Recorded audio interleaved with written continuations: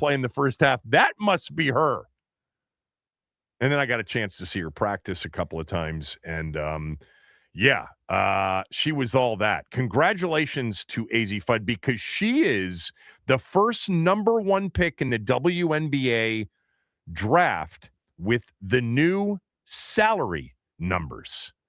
She will earn $500,000 as a base salary, compared with what the number was before, $78,000. Overall, depending on, I've got a lot of, data points here, but they're all relatively close. The average base salary has essentially gone up to around $400,000 from about $80,000. Thank you, Caitlin Clark, because that's the reason. You'd have to be incredibly naive or have some sort of motive not to ascribe this new collective bargaining agreement with the incredible increase in WNBA salaries to one Caitlin Clark, who brought attention to a league that was getting none for 27 years. But AZ Fudd, the timing of it's perfect. I think it's a 4-year deal, ultimately worth like $2.2 million.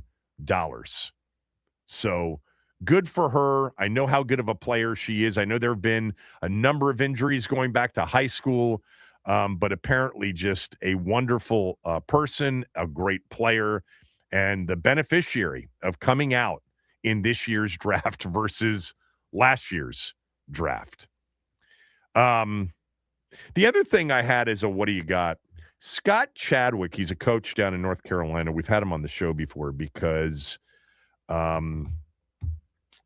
coached the quarterback of the AFC East champions and the AFC champions and eventually the Super Bowl runner-ups. He coached Sabah's favorite player, Drake May, in high school, and we had Scott on the show prior to that draft to talk about Drake May. Coach texted me yesterday to say that Joe Gibbs's grandson, Ty Gibbs, won the NASCAR event over the weekend in Bristol. Now, is that Bristol, Tennessee or Bristol, Virginia? I don't know I'm not a NASCAR guy. I think it's Bristol, Tennessee. I believe it's a short track race. I think that's what it is. But Joe Gibbs's grandson, Ty Gibbs, won his first NASCAR event. He is Coy's son, and then Jackson is on Ty's pit crew. He is JD's son. There's been so much tragedy in that family. But man, has there ever been in the history of this town or really any town a guy that just everything he touched turned to gold? Everything he participated in, business-wise, athletics-wise, he won at. That was, of course, our head coach from 1981 through 1992, and then again from 2004 through 2007, Hall of Famer Joe Gibbs. So congratulations to Ty Gibbs and the Gibbs family for that, and congratulations to AZ Fudd. Those are my two. What do you got? So when you think about it, 2 DMV ties for a DMV sports year that officially last night became one of the worst in memory. The football team 5-12. I know that was technically in 2025, and here we are in 2026. But football team 5-12. The basketball team, the worst team in the NBA. The baseball team predicted, even though they've started off much better than anticipated, they are 7-9 after their loss last night to the Pirates, but they've been a very, very, top-level offensive team here through the first 16 games of the season. But the Nats had the second lowest over-under win total heading into this season. And then the Caps not making the playoffs. And then if we extend that to college, there are 2 college sports programs that have, the biggest followings of any college sports programs in the DMV, and that would be Maryland basketball and Georgetown basketball, and neither one made the tournament, and both of them had losing records. This has to be for, if we want to count those 6 teams, Skins, Wizards, Nats, Caps, Maryland Hoops, Georgetown Hoops. It's got to be the losingest stretch we've ever endured. Because it seems like maybe, I'm sure somebody's going to say no in 2014 or whatever. That's fine. But between Maryland basketball and the Caps in particular, more often than not, one of them was participating in a postseason situation. Even if the baseball team wasn't, the basketball team wasn't, the football team wasn't. Georgetown, not so much for a long time. They have not been a regular for sure. But Maryland had that run of basically, 8 tournaments in 9 years with Turge and even with Kevin Willard. But they took a big step back this last year. Now they're very active in the portal. We'll see what happens here over the next few days. They've already signed 2 players in the portal. All right, I wanted to get to Anthony Davis's press conference from yesterday. So for those unfamiliar, for some reason, Anthony Davis and the Wizards decided that he would hold a postseason press conference, available to, meet with the media. This, I think, is his first press conference. The Wizards held a press conference for Trae Young when they traded for him, but perhaps there wasn't an actual press conference for Anthony Davis after the trade. So they decided to do it now. I don't think they had to do it, but they did it. That's fine. And Anthony Davis, I watched this. Now, I watched it on the team's website, and it looks like they cut out on the website. They sure did. Am I correct? Oh, they absolutely did. There, I'll play the answer, and I'll tell you where the cut is. First of all, how's the hand? Is Go it ahead. fully healed? Where are you at in that process? Cut. It's good. So that's where he picked up the phone on because that was the first question. Yeah, he picked up the phone immediately after Chase asked the first question of the press conference, and then they got right to it. Look, I know that this is one of those things where some of you roll your eyes and say, so what? He answered a call in a press conference with a bunch of media hacks. It doesn't matter. You're there participating in a professional setting in a press conference, and your phone should be on silent. Sometimes it isn't. I forget sometimes, even during the radio shows. Sometimes my phone will ring and I'll quickly silence it. You are there to answer questions from the media for maybe 15 minutes. Don't answer your phone. It's unprofessional.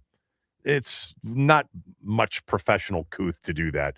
You see it occasionally, and it's just inexperience. Sometimes you chalk it up to inexperience or age, but sometimes it's just flat out arrogance. Like, my time is more important than the time I'm giving you. Like, this is much more important to me, and it might be. Now, let me just say, I watched this, I guess, with a few cuts in it. I had friends of mine texting me, have you seen this Anthony Davis thing? He wants to get traded. He wants to leave town. He's got to get things from the team before he commits here. I didn't feel the same way watching it. I actually thought, for the most part, he was really positive about the situation here, positive about, ownership, positive about the front office. At one point, he said something to the effect of, they do something here that's different, and I'm not going to share with you what it is. Like, there's some secret way of winning 17 games. Like they've got a Dan Quinn secret sauce on how to win 17 games, and he doesn't want to disclose it. It was kind of odd because we know what a joke our franchise has been for so long. And you got somebody like Anthony Davis saying, listen, I don't even want to tell you about some of the things they do, but it's really good. We'll see if it's really good and whether or not it pays off. I'm part tongue-in-cheek because I do believe that Michael Winger and Will Dawkins know what they're doing. I actually think that this has been a pretty efficient, pretty effective, and right now, a promising tank. You know, have they landed on the transcendent superstar? I don't think so. I'm excited about Will Riley, but I don't know if he's that. But have they come up with a lot of picks and a lot of players and a lot of young talent that's promising? They have. And they still have one more to go. And it may be the big one. We'll see what happens with the draft lottery and what they end up doing in June. But overall, like, I found Anthony Davis to be engaging. I missed, on watching it on the team's website, him picking up the phone. I found him to be primarily positive, but I do know the parts in which, people said he wants out of here. And I'm going to play for you. You've got the David Aldridge question in the long answer, right? Yeah, so I have the long answer, and then I have the follow-up to that where AD says, I like my money. Okay. Yeah, no, it's the follow-up that I want. Okay. It's David's second question. That's the most important one. So I want to play that one first. Okay. Well, you can play both of them. Play both of them. Play the first David Aldridge question and the second one. This is the part of the press conference where I think some said he doesn't want to be here. So you listen to it, and then we'll all react together. AD, are the questions you have about this organization questions that can be answered in one off season? I think so. Yeah. Because I know I'm not delusional, right? I know it's not, like I said, if they were to sit here and be like, hey, we want to win a championship next year. Now, obviously, that's the goal for everybody, right? But yes, I like that. But also, let's be realistic, about the situation. So, as much as I would love, I know it's a timeline, right? It might not be next season. It might be the season after. It might be season 3 where it's like, all right, real contenders. It might be playoffs. Then, hey, maybe they get to the conference finals. Now, hey, they're going to be a contender. I do hear, because I don't read social media and all that stuff unless it's about foul play. You can catch Monday and tonight at 9. You are disciplined, sir. Sorry. I'm excited to see the episode tonight, that people are talking about our team, already, and people are excited, and people around the league are like, hey, who knows what can happen, when you add, a guy like myself and Trey to these young guys who can play, which means that people are talking about it. It's some people that fear, right? So now you're talking about a level of fearness. Is fearness a word? Yeah, maybe. You guys can figure it out. Yeah. Level of fear that is now that comes with the Washington Wizards, right? So I think all those questions would be answered, within the summer, and then kind of just, like I said, figuring out what the plan and the trajectory is of the team. But, I've had great communication with Mike and Will through this entire, process. And I know we're going to have a great conversation going into the summer. And for me, I'd rather have those conversations sooner than later because I'm ready to get to work and try to change things around. All right, before he asks the follow-up question, which actually I really wanted to play more, but real quickly, this foul play that I did sort of see some promos for it. I haven't watched it yet. It's an Anthony Davis show on what network? Do you know? I don't. I have no idea. Okay. It's like a prank show.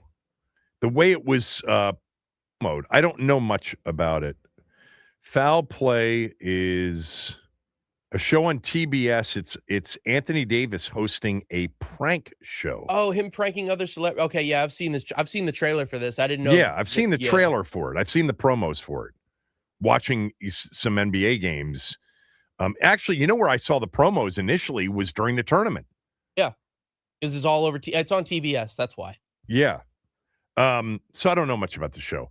Let me just say this based on that first, soundbite, because the second one is a little bit more of a reaction creator, in my opinion. But if he wants to, at 33 years old, next season, compete for a championship, and that is the most important thing to him, then he's not going to do that here. I certainly think 17-65 to, 45-37 and a 5 seed is definitely possible. It depends and is contingent on how many games Anthony Davis plays. That's the most important part of next season. Because without Anthony Davis playing 60 games, let's just throw it at, put it at 60 minimum. I guess it could be 55 or 50 if they're the right 55 or 50, and he's playing at the end of the year, heading into the postseason and playing great. But his health is everything. If he's healthy and he's Anthony Davis again, which is a legitimate star player in this league, top 10 player in this league, then with Trae Young and a lot of the young pieces and maybe a new coach, the Wizards could easily go from 17-45 and a 5 seed or a 4, maybe 48 and a 4 seed. Who knows? But they're not going to win a championship in 2026, 2027. They're not going to be in the NBA Finals in 2026, 2027. It just doesn't happen that way, And the very likely possibility of it happening, would be at the earliest, probably 28, 29. That's season 3, or season 4 from now. Maybe the one before, and all of a sudden he's 35, 36, 37 years old. So I don't know that we learned from that answer, and you'll hear the next one. If his number one goal and what needs to be figured out, you'll hear him say that again in the upcoming answer, is we've got to figure things out. If he only wants to play for a championship contending team next year, then it's not here. But I don't think that's the whole thing here. I think there's a lot more in play, like dollars, like contract money, like who's the coach, like who can I bring with me to ensure that we've got the best chance to win as many games next year. And then if I'm here in 27, 28, and he has a player option for that year, $62 million player option. He's going to make 58.7 next year. He made over 54 this year and barely played. What a great gig the NBA is. Of course, you do have to have some talent to be a part of it. So here was the second part of the David Aldridge question to Anthony Davis yesterday. Do you think, at the least, while these questions get answered, do you at least say, okay, you got me next year? Yeah. I'm under contract. Like, I love my money. No, but the thing is, and you can ask any of these guys here, I've always, since day one the trade happened, I'll say day 2 the trade happened. I can't say day 1, but day 2 when the trade happened, I got here, I've like I said, this place is not what people make it seem, and so it's a testament to the organization, to the coaching staff, the players, the media guy, everybody here, and I think I want to be able to have fun where I am. I want to be able to compete where I am. I want to be able to learn wherever I am. And this organization has that. They teach. Who knows? Like I said, I don't want to get y'all too much. Things have to get figured out, but I don't want to do this again. I'll say that. I don't want to do this again, but things have to get figured out. When he says at the end, I don't want to do this again, I don't want to start in a new place again, is what he's saying. I don't want to get traded again.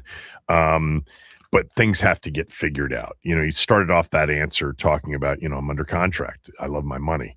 I liked, the day one, probably not that thrilled, but when he got here, he seems to think this place is not the, place that it was.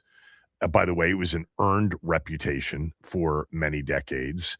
But I do think that Michael Winger and Will Dawkins have brought in a level of competence and just in their ability to certainly communicate with players. Remember this about this franchise. We've talked about this forever. This franchise has never been able to attract superstar players. You have to trade for them. They had to trade for Anthony Davis. He wasn't going to sign here as a free agent, or turn down his player option next year and or in 2027, 2028 and come here. Trae Young's not coming here. These players have never come here, including players that grew up here, like Kevin Durant. They were never coming here. This place was considered to be Loserville, even though we have a great city to live in, a great city to grow into an adult and raise a family in. It's a city that loves basketball, even if it doesn't love its NBA franchise, but it's always been, a level of kind of sleeping giant label to it, which I have totally agreed with over the years. I know how important basketball is in this town. I know what the Bullets were at a completely different era. I was a kid into my early teenage years when they were first, when they last participated in an NBA Finals in the spring/summer of 1979. The last season, they actually won 50 or more games. I mean, that's pathetic. And yeah, there were moments here and there, and I enjoyed the moments with John and with Bradley and the players that surrounded them. They were a good team. They were not a championship contending team. They certainly had opportunities to at least get to the Final Four, to the Eastern Conference Finals. I think they would have made it the year John got hurt against the Hawks. I think they were a better team than the Hawks that year. If John doesn't get hurt, they would have made the NBA Finals. Would they have beaten Cleveland? Probably not.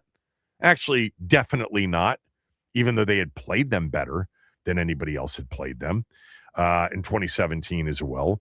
But yeah, it's the, things have to get figured out part, that people, along with the money thing and I'm under contract, like he could have just said, I really like it here so far. I can't wait to see how this develops. I'm really looking forward to next year. I'm looking forward to getting back onto the court. I'm looking forward to playing with a lot of these young players that I've already mentioned today. I'm looking forward to seeing who they draft. I think we, along with the two veterans, Trae and myself, along with some of this young talent, I think we can be a really good team right from the bat, right off the bat next year. But he went to, well, I'm under contract and I love my money. And this place, isn't what it used to be or wasn't what I thought it was when it came in. And I can do some of the things that I want to do, have fun, compete, and learn. But things have to get figured out. So what are those things? What are those things that need to get figured out for Anthony Davis? Contract is probably number one. He's got 1 year left and then a player option for the season after next for a lot of money. Will the Wizards do a contract extension? Would you want him to do a contract extension with Anthony Davis, a guy who in his, many years in the NBA, dating back to his rookie season in New Orleans, 12-13, has never played a full season of basketball.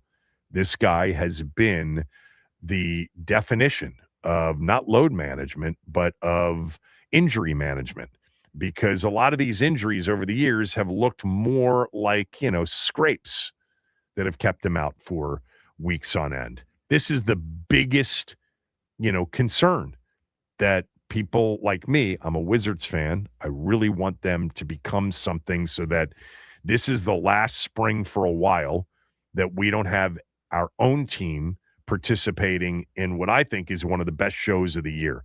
I do. I think mid-April through mid-June, the NBA playoffs is one of the best shows of the year. It does not resemble the regular season at all. It is a phenomenal product, and I know a lot of you don't agree with me. That's fine.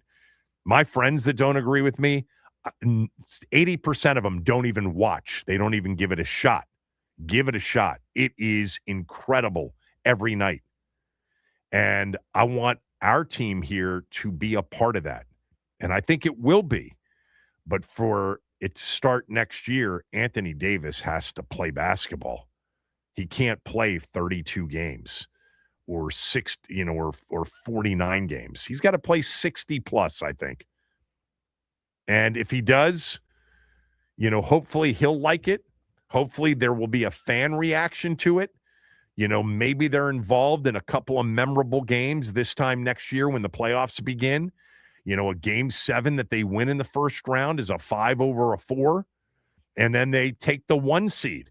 They take Boston or New York or Cleveland or somebody like that to a 6th or a 7th game, and there's a lot of promise.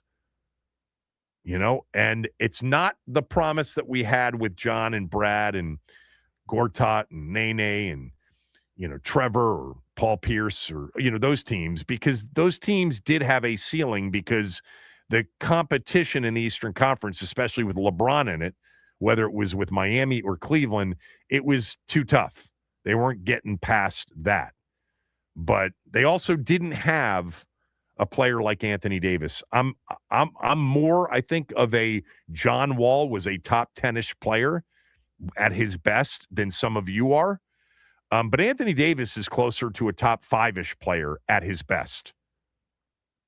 One of the best defensive players of his era and a player that can absolutely dominate games and even a series. I didn't have a problem overall with the press conference. In terms of the things that need to get figured out, if you want to weigh in, I'll open up phone lines 301-230-0980, 301-230-0980. What did you make of Anthony Davis's comments yesterday, specifically when he said, we've got to get things figured out? Maybe he wants a voice in a player or two that he wants to bring along. Maybe he wants a voice in whomever the next head coach will be. Is Brian Keefe going to be the coach next year when they try to start winning? There's a big difference between developmental coaches and coaches that you're trying to win games with and win playoff series with. Maybe Brian Keefe would be great at both. I think he's been very solid as a developmental coach, but they haven't been trying to win. What can you really know about a coach when they're actually not trying to win games? One of the reasons they made the trades they made with Young and Anthony Davis. Will Dawkins said this with me when he was on with us a month ago or whenever it was, is, the proper developmental environment is not a 4th straight year of not trying to win. Eventually, you've got to evaluate these players when they're trying organizationally. We're trying to win games where the standings matter, where teams are coming into our arena not counting it as a win before the ball gets tipped. We're getting everybody's best. They weren't necessarily getting everybody's best for the last 3 years. The Wizards were a W if they were on the schedule. What do you think Anthony Davis meant by, we just got to get things figured out? 301-230-0980 if you want to weigh in. Kevin Sheehan Show, the Team 980 and the team980.com.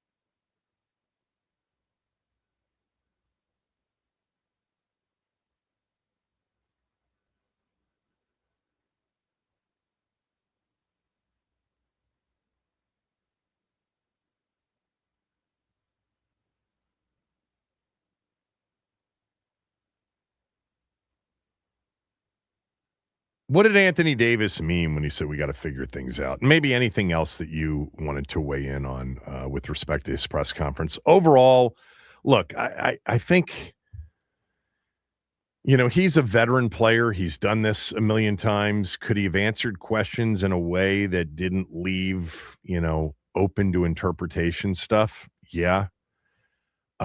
He's under contract next year. I don't think they're going to trade him in this offseason. I think they want to see their young players with two veteran players in a winning environment next year. I'm excited to see it. I'm also very, very skeptical that we're going to see enough games from Anthony Davis where, we're playing in, a 4 or 5 series this time next year. But if he does play in enough games, I think that's what we'll see. I love the combination and the idea of an Anthony Davis, Trae Young, two-man game and some of the pieces that they can put around it. I do, and I can't wait to see what they end up with in the draft. 301-230-0980, 301-230-0980. What'd you make of Anthony Davis? Let's go to Tony in D.C. Tony, go ahead. Good morning, Kevin. I believe personally, I go far as back Baltimore Bullets, Capitol Bullets, and Washington Bullets. So I go way back as you do. My intake is I think he wants to be here, but I think he wants a veteran coach. I think that would help. And I think he probably would want another player or two that he can actually relate to, that he can communicate along with the younger players and everything. And also, too, I think he has to prove himself, too, that he's not injury prone. He has to play some games to prove that he's worth the extension, the money, and anything he wants from us down the future. So that's my intake on that. And like I say, I think personally, I don't think they acquired him just to trade him or something like that. I think he wants to be here, and I'm really excited for the team, and I want to see where this team goes in the future with him and Trae and some younger pieces. Now, I hope they did. I hope they draft as well as the Mystics did last night in the upcoming draft for us. Yeah, I'm gonna break down the Mystics draft at 2:00. So stay tuned for that. Thanks, Tony. Appreciate it. Yeah, you said something that it would really be nice to hear somebody at 33 years old be so self-aware to say something to the effect of, I've got a lot to prove. They traded for me. They have high hopes for me. They have high hopes for next season. There are a lot of young players on this team. I want to be able to be available to play. That, that's been a big issue for me. I've got a lot to prove. I think some of the greatest of all time are always in I still have something to prove mode. And that wasn't him yesterday. I absolutely agree with those of you who would say that. Now, I didn't find it to be like he's disappointed. This place is an S show and he wants to get out of it and he wants to go somewhere where he can win a championship. I didn't get any of that. But yeah, I mean, there's a certain level with somebody like that who's been less available than more available. And that's been the biggest knock on him is, dude, you just don't play enough. And for him to have said, I may not have been thrilled when they made the trade, but I've quickly learned that this is a place that is not what it seems like from the outside, which is what he said. And look, they traded for me. They have high expectations for me. And right now, my only goal is to meet and exceed those expectations. And it starts with me getting to the point where I'm healthy enough to play the number of games that will give us a chance to compete for something next year. It'd be nice to hear that. If you're on hold, stay there. We'll take a couple more calls on the other side. The question is just when Anthony Davis said yesterday, I'm under contract, so I'm going to be here next year. I love my money, but things have to get figured out. What do you think he was saying? What were your takeaways from it? I know we're doing a lot of Wizards. It's a lot for a 17-team win. 17 win team, excuse me. But it was interesting. And he has a chance right now in our city to become a true star this time next year. Kevin Sheehan Show, the Team 980.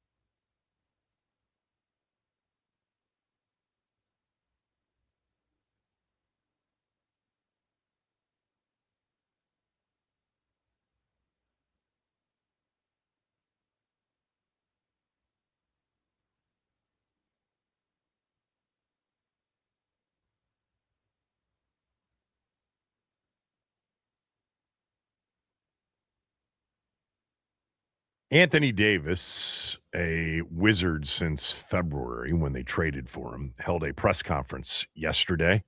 And, there were parts of it that I think for fans of the team, and I'm one of them, were questionable, if not a little bit off-putting. He talked about, I didn't feel that way. I felt overall it was a good vibe. He's positive, really positive about a lot of the young players, positive about the front office, about Michael Winger and Will Dawkins. And, it's just one of those things. I guess there are certain things he could have said, and I've talked about some of those things already. But, a David Aldridge question about sort of his current mindset on being here next year specifically. He said, well, I'm here next year. I'm under contract and I love money. He had also said, but I want to play for a contender earlier. And then he said, I don't want this to happen again, but we need to figure things out. A friend of mine texted me during the break and he said, this is the NBA today. You're 100% right. And I talked about this on my podcast last night. There's so much player involvement, if not player influence. It's a players' league. They run things like no other league, in part because they're only 5 at a time on the court for one team. And so their impact toward, in terms of wins and losses is felt more so than it is in almost any other sport. Obviously, the quarterback position's a rather big deal. A pitcher, an elite pitcher can really impact that, but he's only out there once every 5 nights. But yeah, it's today's NBA. Sorry, but players get players that they want when they are a superstar. If he's talking about we got to get things figured out, and it's a coach and it's a couple of other friends of his that he thinks can help them win next year and the year after, the Wizards may have to, help out a little bit. Maybe he's just talking about the contract. I don't know. What did you think when he said, we got to get things figured out here? Let's go to JYD. JYD, go ahead. How you doing, Kevin? What's up, JYD? How are you, man? Just hanging on. I'm an old man now. I'll be 78 years old. Wow. Next Tuesday. Well, you sound great as always. You got the voice. I try. But I look at this as being, it's not going to work out here. Availability is the key, and he's not going to do 50 games here. You'll be lucky if you get 30. I have a big question mark for him and for 2 other players, Trae Young and the guy Saw. I have to be a young guy, he doesn't play enough. Right. Trae Young, his availability is not good. If they have a chance, if they don't get the bouncer, then they need to go. They need to get. I would take the kid from Arkansas, from North Carolina. Oh, Caleb Wilson, yeah. Or if push come to shove, and I really need a point guard who I think is point guard ready, I would take Acuff, yeah. Acuff. Yep. That's All right. That's what I would roll with. But this is not going to work. It is proven that Anthony Davis, he thinks that the NBA, like most NBA players do, think that this is their cash cow. And like you said, what can you really do about it? Because like you said, they run the league or whatever. When it's like children. If you start them off, letting them have their way, yeah. They will run the asylum. It starts, but this is different, man. And these guys that are that influential to wins and losses, and by the way, to based on the amount of money they're making, to the financial wherewithal these teams. I mean, teams give these players a big say, and they tend to have a big say. Thanks, JYD. Appreciate it. Let's go to Ken. Ken, go ahead. What'd you hear from Anthony Davis yesterday? Hey, Kevin, one of the things I was trying to figure out, what was he talking about we need to figure things out. The league has already figured him out anyway. Every team has figured him out. You don't see anyone clamoring trying to get to this guy. This guy has a lot to prove at his age. What he has literally done to his career by taking that many games off. Many of the times he's taking games off. I don't believe he's hurt. I don't believe he's sick. I don't believe anything's wrong right with him. But the fact of the matter is, if he stays here and does well, get rid of him next year, because he's going to fall right back into doing what he wants to do, how he wants to do it, and we'd be back at square one again. Yeah. So all of those things are true. And at the same time, when he has played, the teams that he's played on have been, especially, in Los Angeles, they've been championship caliber. And so I'm not suggesting they're going to be championship caliber if he plays 65 games next year, but I am suggesting, and I said this the day they made this trade, that if he has one of those seasons like he had in 2023, 2024, where he played in 76 games, if he has one of those seasons, we're gonna be a 45 to 50 game winner next year, and we're gonna be a 4 to 6 seed, somewhere in that range. And that's a big deal for the development of all of these young players to play in big games.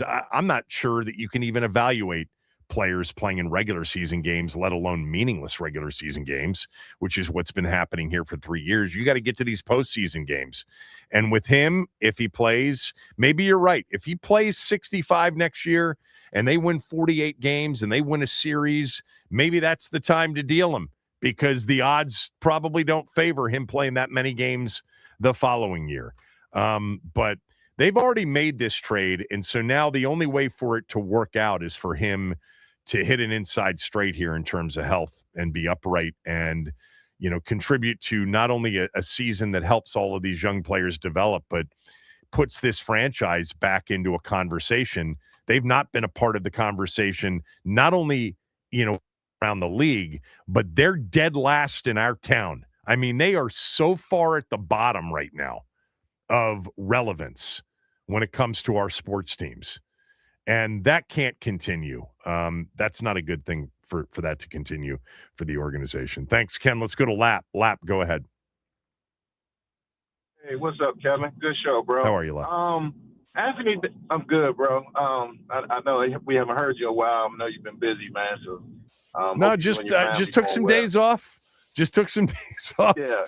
And went down to Florida, okay. played some golf with my dad, and this is the time of year, we can do it. It can't happen during football season. Hey, yeah, exactly. And you deserve it. You the GOAT, man. Well, I don't know about that. Tell everybody that Kevin is the GOAT. I'm not looking for you sympathy. the GOAT, bro. Trust me. Okay. What do you got on Anthony Davis?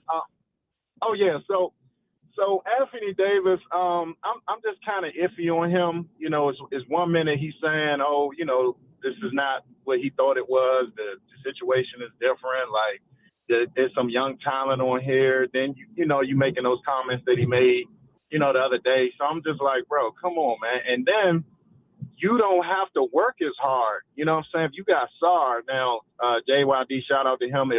If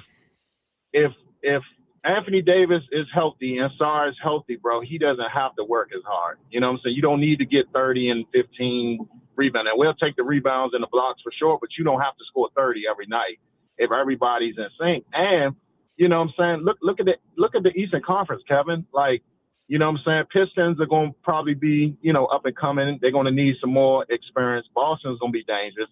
Knicks, I'm not really sold on. Cleveland, of course, can be tough, but if we got a healthy Trae Young and an Anthony Davis, and that's if overall team, we can be a force to reckon with, man. I think we could be a top 5, top 6, but like you said, we have to stay healthy. And Anthony Davis, he need to look himself in the mirror and make sure that he's healthy, because you're not only auditioning for us, you're auditioning for other teams. So get your butt out there and play, man, because, y'all getting paid so much money, man. Come out there and play, but it'll be surprising. I like Bud. I like Reese. I like some of these other guys that they not even talking about, man. And And if we can hit on this draft, Kevin, man, we can be a force to be reckoned with, man. And it won't take that long for us, man. I think we can be in a position for a play-in or playoff spot next year for sure. So, but Anthony Davis got to get himself together and stay healthy, like you said. Yep. Thanks, Lap. Yep. Appreciate it. All right, enough Wizards talk. We'll get to football next hour. Ben will join us at 12. But Steve Sands will be my guest next, and we'll go back to Sunday. I didn't have a chance to do any Masters yesterday. I watched a lot of it over the weekend. I enjoyed it. Steve was there. You'll hear what he has to say about Rory's back-to-back in Augusta after this.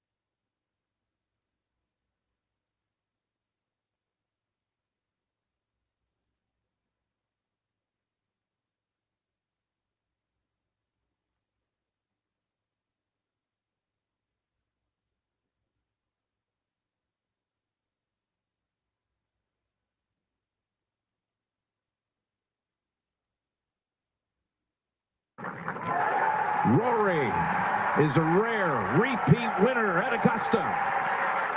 That was the final call from Jim Nantz yesterday on CBS. Rory goes back-to-back at Augusta. Joining me right now is my good friend Steve Sands, who is best known as the lead interviewer and a lot more than that for NBC's golf coverage, the Golf Channel's golf coverage, etc. And he was in Augusta all week long. I had Scott on the show, I think, on Wednesday, and I asked him about, when you're down there and you've been going for decades as well, what's your favorite thing? Like, there's something that you look forward to when you head down there for the week. What's the thing that you look forward to doing the most? Oh, man, to pinpoint one thing would be awfully tough, Kevin. It's such an honor to go. It's such a great week. Honestly, it's become one of my favorite things to do is have lunch with Scott inside the clubhouse on Monday. Really?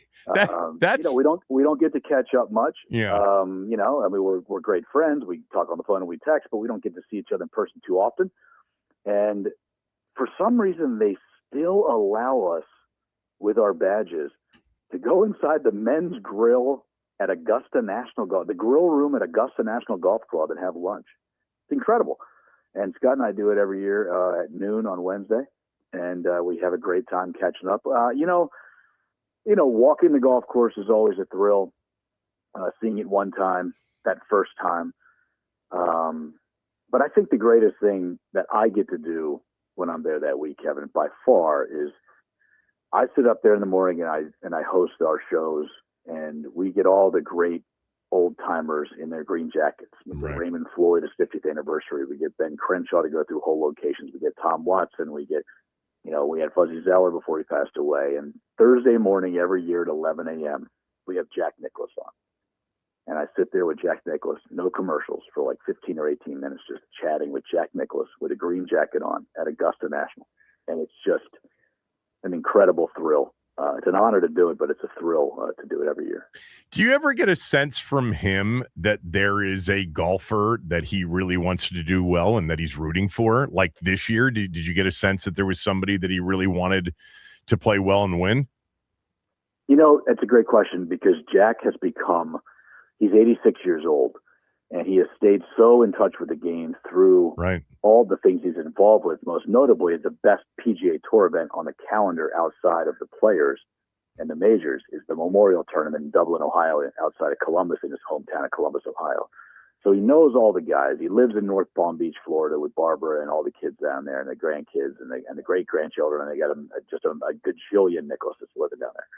And he has gotten to know a lot of those guys because a lot of those guys have moved to that area. So they pick his brain. They come over for dinner. They go out for lunch. A lot of them are members of the Bears Club where he is always hanging out. And he has become, and has always been, but he's really become a big Rory guy. Rory, a few years ago, asked Jack if they could have lunch. And of course, when you're older, just like me or you, and we get much older and we talk to young kids who are doing what we want to do for a living or who want to do what we do for a living, it's nice to be able to pay it forward and share that. But it's also really nice when they reach out to you. And Rory reached out to Jack, and they went through all 18 holes. They went through everything. They just mapped it all out. And I think, Rory is a great guy. He's a great kid. And I think, Jack is really taken to Rory. He was so happy that he won last year, got that monkey off his back. And when we talked to him on Thursday this past week, Kevin, he was saying that he really thought Rory had a great chance to go back-to-back to join Nick, and Tiger as the only ones who've ever done it.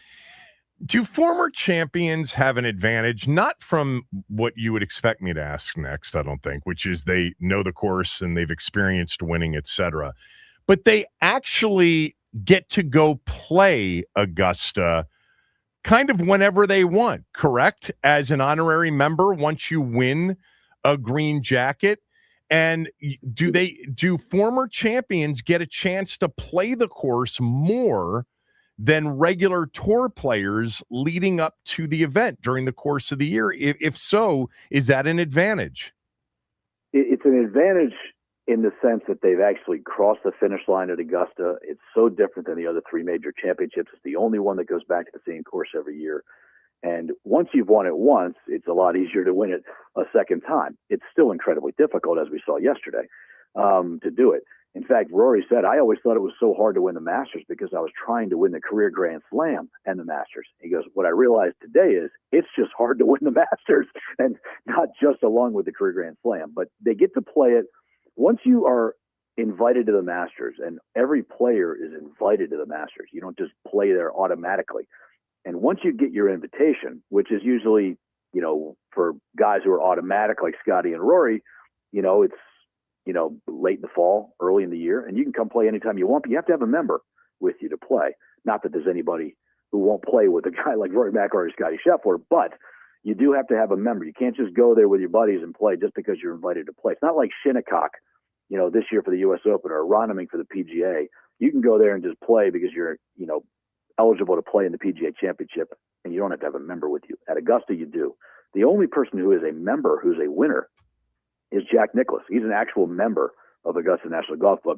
Arnold Palmer was also, but he passed away in 2016. So Jack is the only living of the 35 living Masters champions. Jack is the only member. So he can go whenever he wants, and he can bring friends, bring family, just like a regular member of the club. If Rory McIlroy wants to go up there for the last 3 weeks and work on his game, he's got to call the club. He's got to get a member to go out there with him, and he can go play. Okay, well, that was presumptuous on my part, and I was wrong. I thought winners were then honorary members and could go and play whenever they want without a member. Okay, not honorary members in the sense that you would think of at Columbia Country Club. Okay, yeah. Honorary members, like if somebody won the U.S. Amateur and they became an honorary member or whatever it was, that's not the case. But like at Augusta, yes, you are treated differently if you are a winner. There's the champions locker room that you go to that the members don't go to, just the champions. You have the champions dinner, and you get treated differently there. But you are not a member. You have to go and play and call up a member and have the member come play you.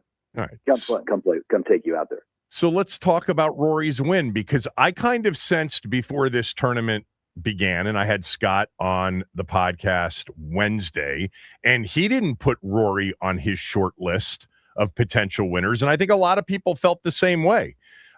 Even though he was, in the top 3 or 4 in terms of favorites.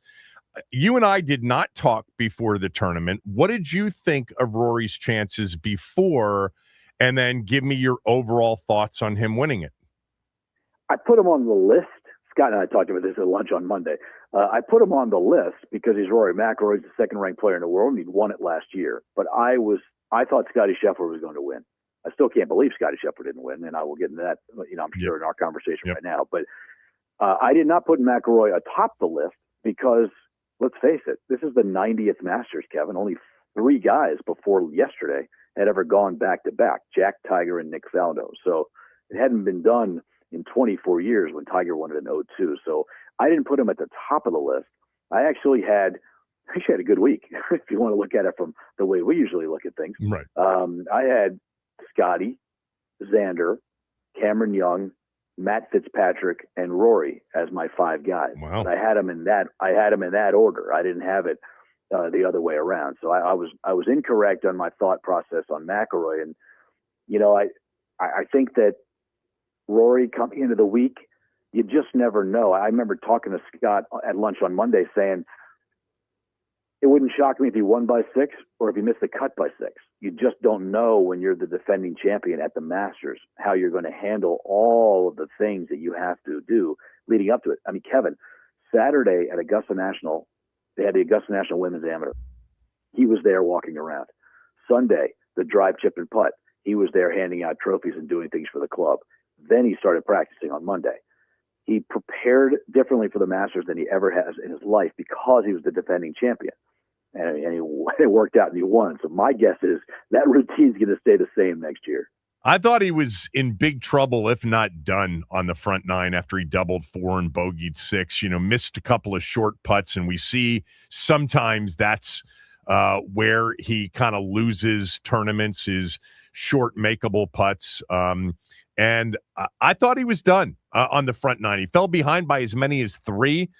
Did you feel the same way? I did and I didn't. One of the great things about Rory McIlroy is he's Barney and Phil. He's not Jack and Tiger. It's a roller coaster ride, man. It's so compelling. If you are a Rory fan or a family member, I mean, wow, you are up and down all around the place. And when he chose 3-wood off the first tee, I thought that's a good sign. Rory's going to play the golf course the way he should today. And then he hit it onto the green, and he had like a 10-foot birdie putt, and he left it like 2 or 3 feet short. Right. And I thought, wow, that's a bad sign. Didn't birdie 2, but then he hit a drive on 3, and he reached the green, and he 2-putted for birdie at 3. So I thought, okay, here we go. And then on 4, he made that ridiculous double, and I thought, oh boy.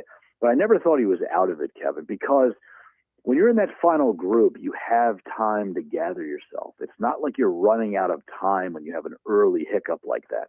And, you know, Justin Rose made a run. Cameron Young was there in the lead by himself. You know, Scotty Scheffler was making his way up the leaderboard. I didn't think he was ever out of it. I just thought there were a couple of moments there when he made that putt at 7 after bogeying 6. Right. When we bogeyed 6, I thought, oh boy, this is not going to be good. But I didn't think he was out of it. And he came right back and birdied 7. 7 has given him 5th in his career. And then he birdied 8. And I thought, okay, here we go. But then Justin Rose got hot, and he made the turn, and he was 2 ahead. So I never thought he was out of it, Kevin. But I did think he was in a little bit of trouble there. After he walked off 6 green and he was 3 back, I thought, oh, this is not good for him. He said afterwards, I mean, you know, going pin seeking at 12 was big, but that his drive on 13, which was 350. And I think the average drive on that hole was something like 306 yesterday. But he thought that was the big shot on the back 9 after birdieing 12. What did you think? Yeah, that sequence was huge. I'll tell you what was even bigger. What was even bigger for McIlroy 16. was the par save at 11. Oh, at 11, yeah. When he saved his par at 11. 11 is the most difficult hole in the golf. Yep. If he bogeys there, there's so little momentum moving towards the middle portion of Amen Corner at 12. That shot becomes totally different when you're coming off a bogey. When you're coming off a great par save, and that was a great par save. When he made that putt, I thought he's got some bounce in his step. And then he may have shoved that tee shot a little bit to the right on 12. You know, normally you want to go to the middle of the bunker. Right, he went to the right. He went to the right side of the bunker.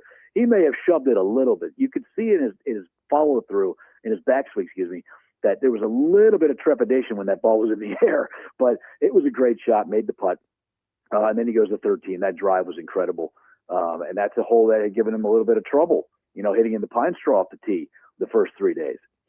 Check this out, Kevin. He's a Masters champion yesterday. There were 91 invitees to the 90th Masters. 91 players. Where did he finish in driving? Driving accuracy, he was 90th. Oh, my God. And he won the Masters. Yeah. Think about that, Kevin. That is phenomenal. So when he needed it at 13, he got it. But then he had the 2-shot lead on 18, and he hit the ball like me and you, almost at a 10 fairway. Well, before we get to 18, wow. I mean, how lucky did he get at 15 on his 3rd? I mean, that ball did not bite and come back. If it does, he's in the water. Yeah, I thought was that a miss hit? Said, there's no question. Yeah, I thought the 2008 champion Trevor Immelman shot 75 on Sunday to win in 2008. Right. He got the greatest break of all time. Everybody thinks of Fred Couples because of his popularity and his World Golf Hall of Fame status. The ball staying up on 12 in 1992. Right. Trevor's ball stayed up on 15 on Sunday in order to allow him to continue on and win the Masters in 2008. That ball never stays up. It never has stayed up. Same thing on 12. It did for Freddie, and it did for Trevor. Somehow it hit a pebble or a blade of grass that just stopped it. I have no idea how that ball didn't spin back in the water for Rory McIlroy. And when Trevor said afterwards, he goes, he must have not hit that cleanly because there would have been spin on that ball and it would have gone wet and Rory would not have won the Masters. I thought the par save at 16 too, because Immelman said he'll be lucky to get it within 5 feet, and he nuzzled that thing down to a foot, saved par there. And yeah, you know, I still can't figure out because they did not have, I don't think they covered his second shot on 18 very well. Personally, from where I'm from my standpoint, because they were talking about him playing it up 10 fairway, and then he obviously plays a high hook, and it goes all the way over to the other trap. It would have been great to have seen some sort of overhead with a tracker on that, because I don't know how he did that. Yeah, that was a wild, wild sequence. I can't believe he took driver. Trevor said on TV that he agreed with it. He chose driver. Yeah, I know. I was thinking, wait a second. All you need is a 5 here. You don't need a par. If he needs par, go ahead and pump it up there with the driver. I get it. And I realize he's one of the 2 or 3 best drivers of the golf ball in the world, but clearly he didn't have his driver, all situated all 4 days. So when he chose to hit the driver, I was like, okay, then he hits it literally like me and you, Kevin, drives away to the right.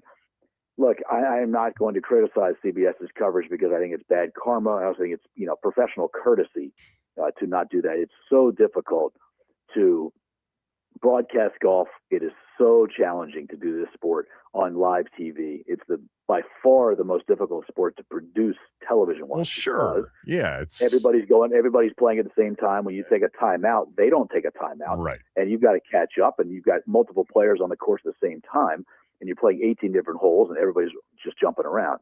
But to lose that golf ball was not great.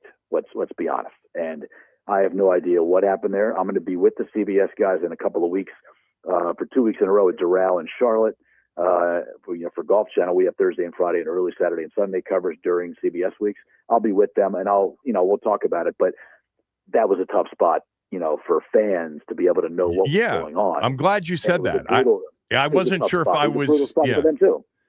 Yeah, because am I right though? So we're in agreement that shot was not covered the best way for a fan watching on TV.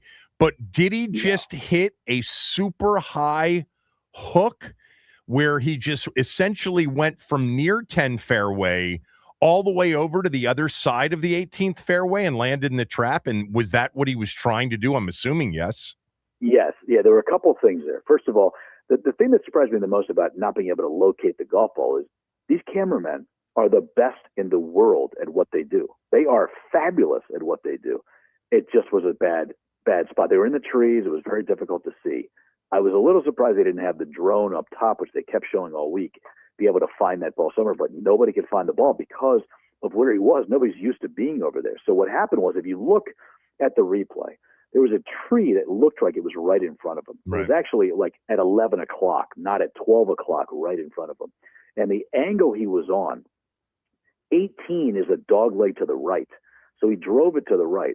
So he didn't hook it as far as people think he did, because it's actually more of a straight shot than people realize because of the way that 18th hole curves around from left to right, if that makes sense. Yes. So he did play a high hook to the right of that tree, but that tree was a little bit farther to the left than it looked like on television. It's very difficult to be able to give people an understanding of, boy, that tree looks like it's right in front of them. It was actually like at 11 o'clock, and the hole was at 11 o'clock.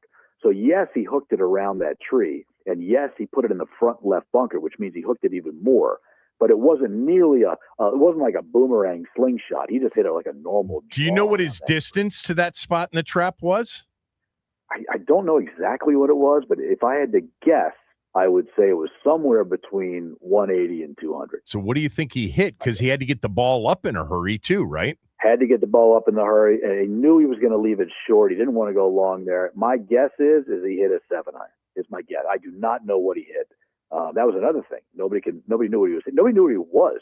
Right. It was a very strange scenario. I am not criticizing CBS in that regard. I'm saying it was a very difficult situation for them. Obviously, it could have been handled better, but I don't know the exact scenario because I wasn't in the TV truck. I didn't have a headset on. I don't know exactly what was taking place there, but nobody could find the golf ball, and that clearly on the 72nd hole, that's not ideal for people in our business. That's a tough spot for us. I observed something that I don't know if I'm anywhere near correct on, but I wanted to ask you. He plays quickly to begin with, but I thought he played very quickly on the back nine in a couple of instances, including just walking right into that trap and swinging. I mean, there was not much time between the time he got to his golf ball and the time he hit his shot. Did you sense that he was playing faster than normal or not? I don't know if he was playing faster than normal. He's a very quick player, Yes. which is great, by the way. Right, of course. I think what happened was, what's interesting about McIlroy, I mean, there's a lot of things interesting about him, but one of the things that's interesting about McIlroy is it's like a lot of other players who do, one or two things well, you don't think of the other parts of their game. He is a spectacular bunker player. So when he saw the lie, originally, if you remember listening to Jim Nance and Trevor, they thought it was a plugged lie. Right. And it was not plugged. It actually came out of its pitch mark. It wasn't a perfect lie, but it wasn't a plugged lie. That's a routine bunker shot for Rory. So to go in there, Kevin, and overthink it would have been really bad. Sure. He just got in there, saw the lie, give me the wedge, boom, get it up there. I need 2 putts to win, and on we go. So I think there were a couple times late on the second 9 where he played quickly, not more quickly than most, but not more quickly than he normally does. But he's quicker than most players. And what I think that is, Kevin, is his understanding that he's done this before. He's been there. And like we said, it's a lot easier to win the second time than it is the first time because you have that great memory in your brain of knowing exactly how to get to the finish line at an event like the Masters. So, yeah, I think he had confidence and conviction in the shots he was hitting, and that's why he was playing a little bit quicker than you would normally see. All right, let's talk about Scotty because I thought that watching, I said, there's going to be a playoff worst case. Some of those par saves were ridiculous, but it was really the putt on 17. If that drops, you're in a playoff. I mean, Rory nuzzled it down there. He had 2 putts, but that would have been a difficult putt to make if he had to make it to win. But give me your thoughts as you watch Scotty Scheffler play the weekend and especially yesterday.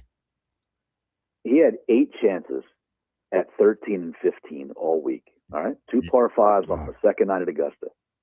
He birdied 15 yesterday. The only birdie he made at 13 or 15 all week, and he lost by 1. Yeah, crazy. Kevin, yeah. He should have won the Masters by 4 shots. Yeah. And he didn't. Now, the putt at 17, here's what I think. When he made the birdie putt at 15, then he hit the beautiful tee shot at 16, came down the hill right to that great hole location on Sunday, the traditional hole location, made the putt there. Now he's at 11 under. So now he knows one of the great ways, it's always great to be in the final group, always. But one of the great ways, if not the best way to win a major championship is to be a few groups ahead, post a number, and then let everybody else behind you crumble under the pressure. So here he was on 15 and 16 with back-to-back birdies, gets to 11 under par. At that point, he's 2 back because Rory's at 13 under. At Augusta, they have manual leaderboards. When they flip the number from 9 to 10, from 10 to 11, the place goes bananas. And the roars are heard all over the grounds at Augusta. When they flipped that to 11, that place got loud, Kevin, really loud. And then at 17, he was a fingernail away, not an inch, a fingernail away from getting to 12 under. If he makes that putt at 12, Rory's back a couple of holes. He's got to play the final 3 holes completely differently than he would have played it with a 2-shot lead. He would have been tied for the lead or 1 ahead. That's a lot different. I agree with you 100%. I don't think Rory's making a 4 at 18, and I think there's a playoff, and they could have still been playing on Monday morning for all we know. But it certainly seemed like it was going to be a playoff at 12. Of all the players, Justin Rose had a chance, Jason Day had a chance, Shane Lowry had a chance, Russell Henley really had a chance. Yeah. Tyrrell Hatton had a chance.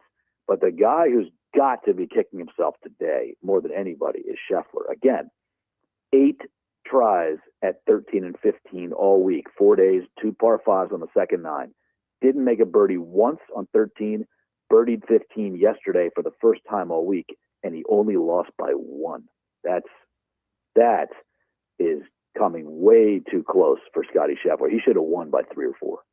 Yeah. And by the way, the right guy won. Wait, hold on. The right guy, he shouldn't have won. The right guy won. Rory was the best player for the week. But when you look back on the week, The fact that 12 under was the winning score has got to bother Scotty Scheffler more than any other player who did not win the green jacket. Let's put it that way. Yeah. Justin Rose, I think a lot of people were rooting for him to get it done. And when he took that 2-shot lead, I expected him to play well on the back nine, and there were just a couple of putts that he just missed. But man, he keeps knocking on the door. What is he now, 45 years old? I mean, will he ever get over the hump and win another major? I think so. What do you think? Couple of things. He's playing the best golf but not of his life, but the best golf in a long, long time. He's 45 years of age. He's won twice in the last couple of months, a couple of big events. Right. Won at Torrey Pines earlier this year. He won at Memphis last year in the first round of the playoffs, in the FedEx Cup playoffs. Look, there's a couple things there. He's been a runner-up at the Masters 3 times, Kevin. First time was Jordan Spieth in 2015. He lost in the playoff to Sergio Garcia in 2017. Right. Lost in the playoff last year to McIlroy. He's the only player in the history of the Masters to be in multiple playoffs, having not yet won the green jacket. Ben Hogan lost multiple playoffs at the Masters, but he won the Masters. Justin is not. Yesterday, he had a 2-shot lead when he made the turn. If he would have won, he would have been the second oldest champion in the history of the Masters at 45. 46 years of age, 40 years ago this week, the anniversary of Jack Nicklaus in 86. So do I think he's going to win another major? There's no reason he doesn't, because first of all, he's a great guy, but he's a pro's pro. He is always working on his game. He is always keeping himself in shape. He is mentally tough. He had a very difficult second 9 yesterday. When he hit that second shot at 13 yesterday, I wasn't allowing myself to think Justin was going to win. But when he hit that second shot to 13 onto the green at 20 feet for eagle, I thought, and 3-putt. Wow. Yeah. 2-putt this for birdie and off you go. He 3-putted it. That was the end of Justin Rose at 13 yesterday. That was too bad. This was great. Appreciate it. As always, I'll talk to you soon. My pleasure, Kevin. Anytime, bud. Steve Sands, everybody from NBC Sports and the Golf Channel. When we come back, something a major NFL reporter suggested is true about Washington's draft plans. That's next.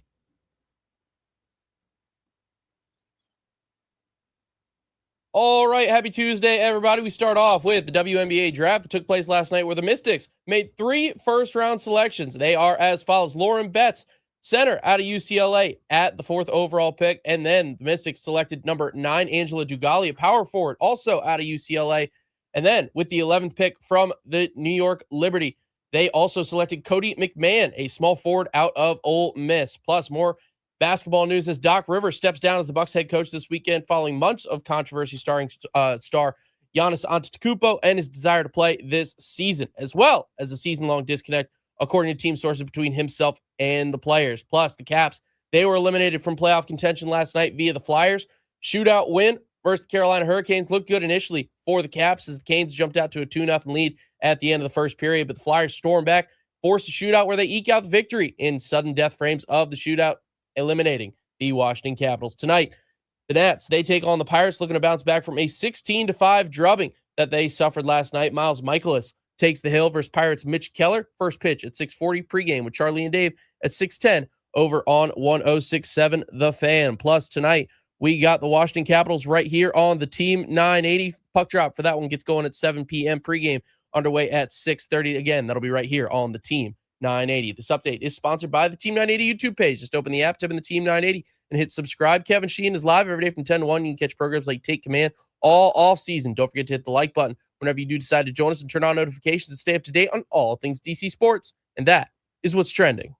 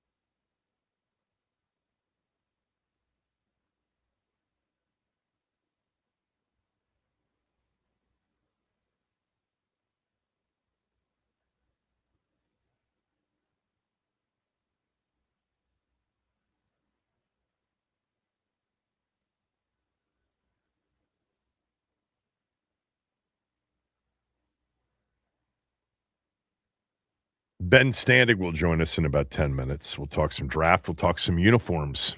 The big unveiling comes tomorrow. So when I was away last week, I read a little bit from Dane Brugler's draft preview guide called The Beast. It's called The Beast because it's really large, about 600 pages if you download the PDF. And about 2,700 players evaluated. No, I didn't get anywhere near 2,700 players, but I got through some of his first round guys. But he said something, and I saw this out about him doing an interview about his draft said that guys who watch college football and watch players every single week and get to see the flow of a season have a way different opinion on prospects than the guys who watch no ball and just watch some cut-ups in March and April.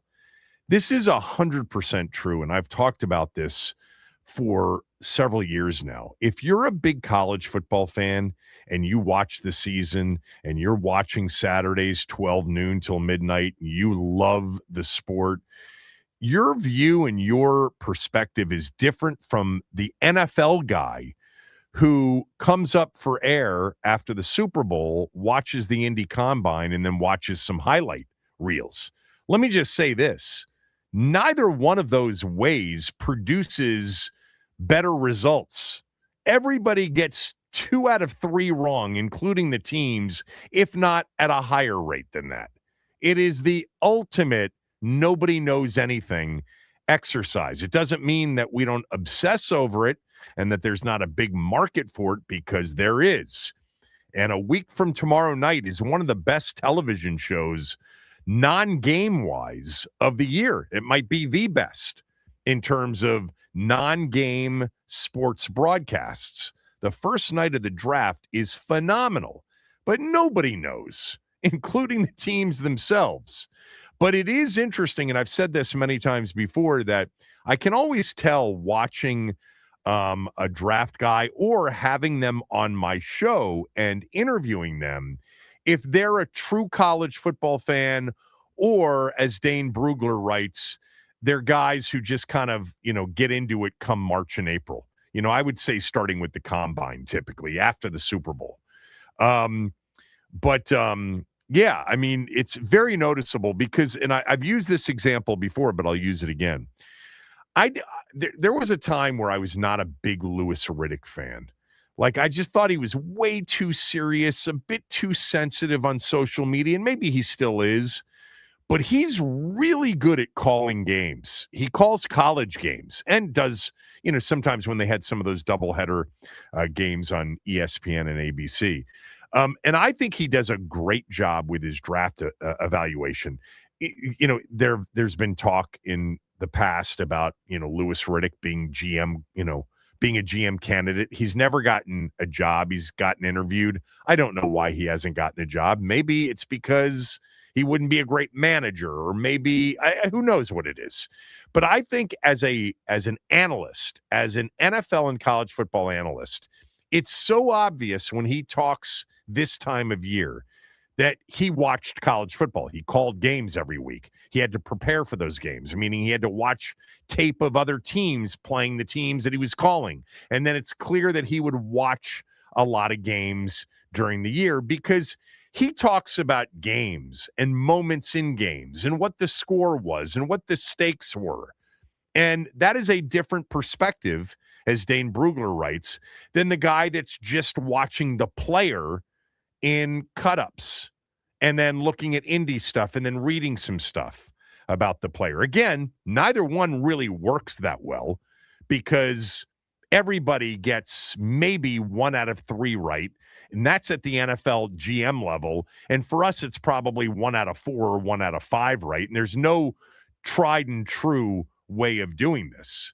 But I thought that was an interesting comment from him. And his draft evaluation is so comprehensive. And by the way, let me differentiate between draft prospect evaluating and mock drafts. Mock drafts are just projecting which players will go to which teams. They're not evaluations of players and whether or not the mock drafter thinks that's a good pick or that's a bad pick or that player's going to be really good or that player's not going to be very good. But I thought that was an interesting observation. And obviously, I was going to agree with it because I've kind of said something similar in recent years. But by the way, Louis Riddick is a guy that is obvious when he's talking about college football this time of year or talking about the draft that he really is a college football guy. Dan Orlovsky, who I think is a really good analyst, I think he's admitted this before. It's so obvious that he doesn't watch a lot of college football. And that's okay because a lot of these NFL guys, they don't have time to watch college football. You know, people that cover a team, you know, as a beat reporter, as an example, it's hard for them to watch college football. They're traveling on Saturdays. And if they're not traveling because the team that they cover has a home game, it's sometimes their only day off. But I wanted to get to one other thing real quickly before we get to Ben. This was Albert Breer yesterday in his Sports Illustrated NFL column. He said that there are teams, 5 of them, that are looking to trade back in the early portion of the first round.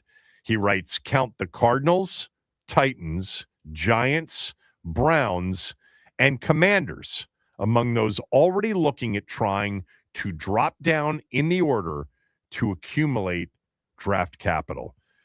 And then he writes, and this seems obvious and intuitive to me, but who knows?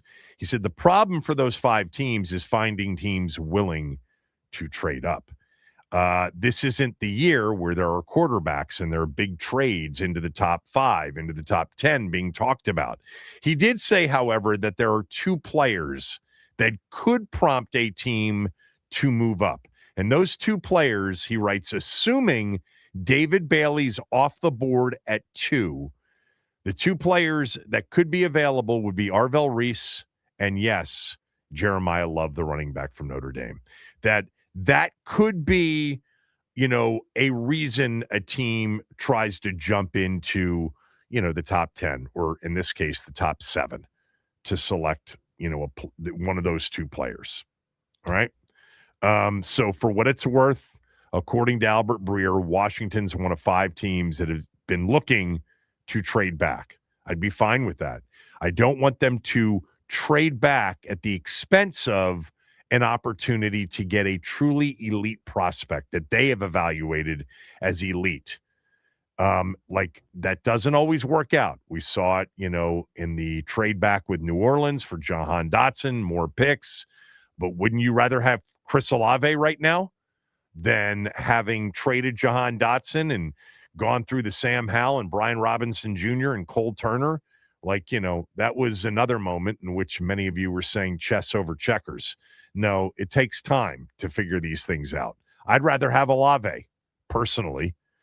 Just like I would have rather had J.J. Watt in 2011, even though they did get Ryan Kerrigan after trading back. So you have to be careful in those moments. But more times than not, more swings in the draft are better than less swings. Ben Standig next.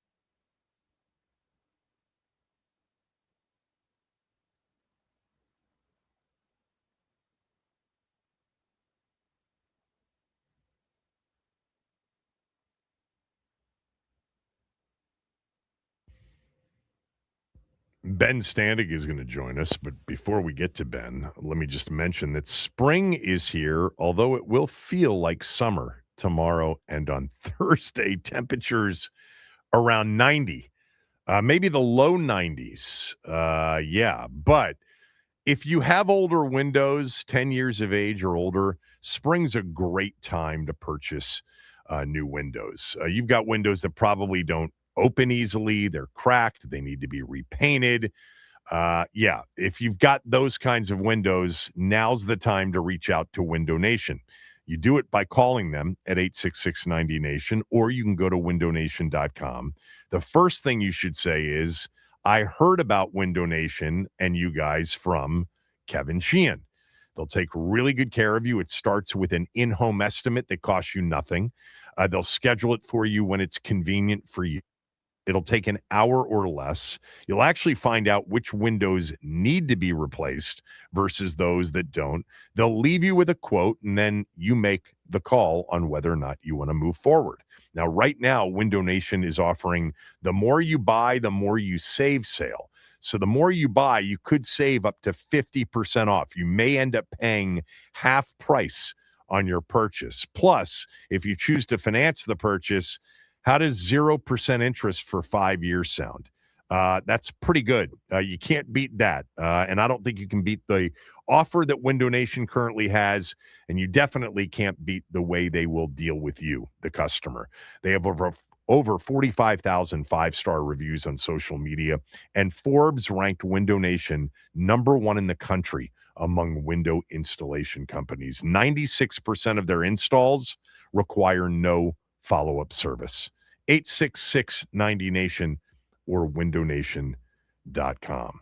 All right, Ben Standig is with us on a Tuesday because I was off yesterday. He'll be back with us on Friday. And then next week, leading into the draft, we'll try to get Ben on as much as possible. He'll have, obviously, his last and final mock draft on Wednesday, April 22nd, I am assuming. We'll see how that works out. I do want to start with this, though. What tweet did you pull back yesterday? Did you delete? I know it had something to do with Anthony Davis. I never saw the original tweet, and I wanted to talk to you about Anthony Davis anyway, because we did it for the first 45 minutes of the show today about his press conference yesterday. But what did you tweet, and then what did you decide to delete?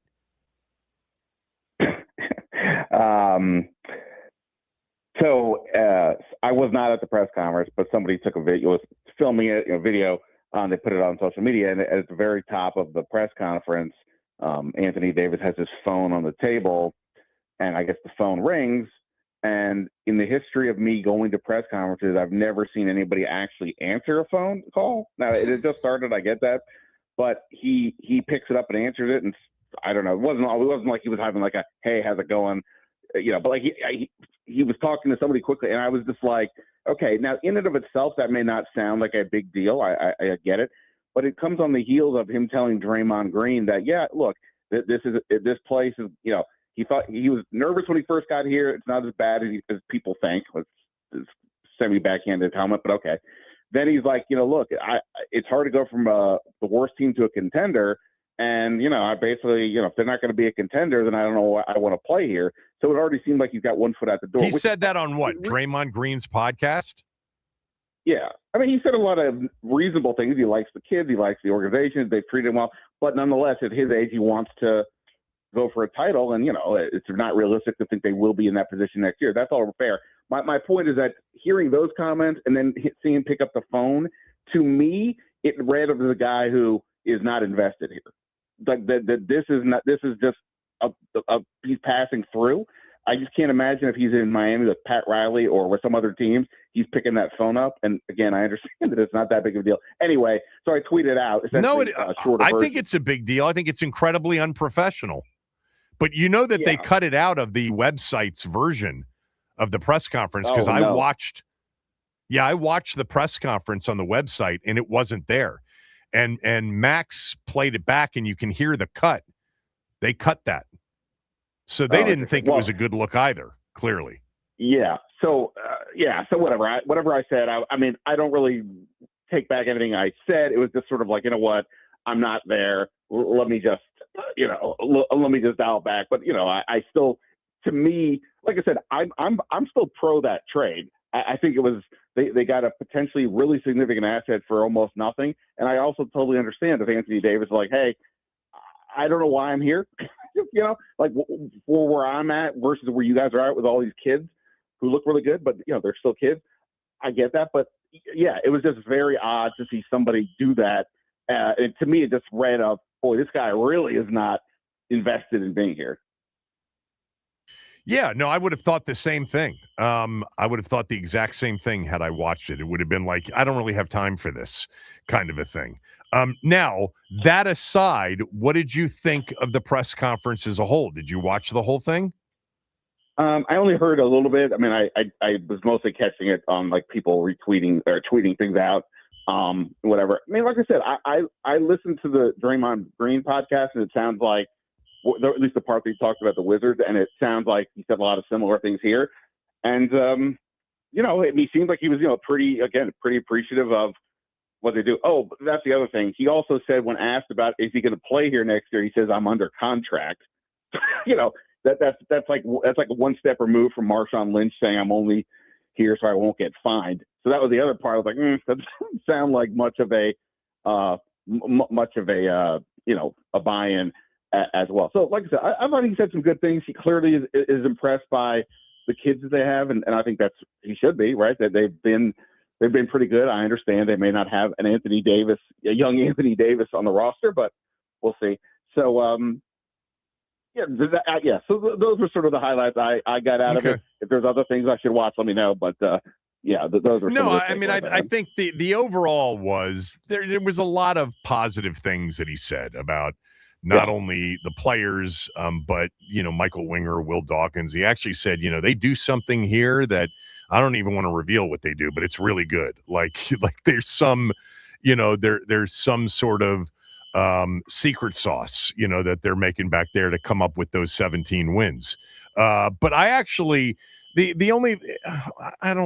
try not to take these things super seriously. These are young people. I know he's 33 and he's experienced, but this is a league where the players run the league. The one thing, and I took calls on it, is, he said, we still have some things to figure out. But he said, I don't want to go through this again, meaning I don't want to get traded again, or I don't want to start over again. But what are those things to get figured out? It could be contract. It could be head coach. It could be a couple of players that he wants to be a part of next year. Look, I like the trade too, because if you get him next year in Anthony Davis form for 65 plus games, the team's going to be in the postseason next year. And it's a better developmental environment for their young players than winning 25 games up from 17 last year. I mean, can you imagine if Anthony Davis plays, like you said, 65 or so games, and he's a, standard all-star season, and they get, Dare to Dream, AJ Zabansa, or one of the, whichever one of these guys they get, that influx of talent by just that would be huge. I understand the Trae Young part too, but also the Wizards spend their payroll is pretty light because they have all these kids on rookie contracts, and the back of their bench are guys who were G League players. So if they actually spend money because they're going to have to just to reach the salary cap floor and bring in actual vets, that's even another talent boost. So again, I'm not saying they'll be a contender in the East, but there's a path here where they could be, in the playoffs. But here's the rub. I've been very bullish on what they've been doing so far, the Wizards. But if they sign Trae Young and Anthony Davis to long-term contracts, I think that to me could be a disaster. So just because, I think there's a lot of questions about Trae Young still. Is he a guy that's going to help you really win? And Anthony Davis, unfortunately, can't stay healthy. So, and he's 33. So that's why this is so interesting. I think the Wizards are in an excellent position. If some team flames out in the first round of the playoffs and enters, we have to do something mode. Go look at the list of free agents this year. It's a pretty weak group. Anthony Davis and Trae Young could be high on lists. So I think there's a long way to go here, but we'll see where it goes. By the way, Will Dawkins, Eric sent this to me, was on with the Junks this morning and said, we traded for Anthony Davis to be here and play for us, and that's the plan. We're excited to have him around. He added that he was in the process of ramping up to play, but ran out of time. All right, enough about that team. Let's talk about our football team and talk about what will happen sort of chronologically between today and next Thursday. And let's start with the uniform reveal. What are you expecting tomorrow? Hopefully it's not Doug Williams and Jason Wright on the Today Show going, we're the Commanders. Hopefully it's not that. What do you think it's going to be, a video? It'll be like a video, right? There's no press conference scheduled for it, is there? No. I think a video. I mean, I'm assuming, because it looked like they were already teasing it, and fans and others are much more like all on this than me. But I think there was like a video, right, where they show the players like lifting up a box and looking at presumably that was the April 15th. It's coming video. Yes. Yeah. So I assume it'll be some, the full version of that. Some of the guys will have them on, and everybody's saying, "Oh wow, these are dope," and maybe there's. Since they're, it's a throwback essentially, maybe there'll be the Darryl Greens or Joe Theismann's or whoever there as well to, look at it. So, yeah, I would imagine that. I mean, look, these guys have been, I think, pretty on point when it comes to most of these types of moments. And obviously this is a big one for a lot of people out there. And, it always goes back. I always go back to, I understand to an extent why they felt compelled why they had to change the name, blah, blah, blah. I never understood why they had to change the uniforms or the colors. Made absolutely no sense, and they just made the transition so much worse. It looked like you weren't even looking at the same team. So anything that harkens back to the rich history here would be, I think, a big win. All right. Then on Thursday, we get Adam Peters, correct? In a press conference pre-draft? Correct. What are you, what are you like? What are you thinking about? You'd like to learn from him. He's not the biggest reveal in these situations, that's for sure. I just read what Albert Breer reported yesterday that Washington's one of 5 teams looking to trade back. What do you want to learn from Adam Peters on Thursday?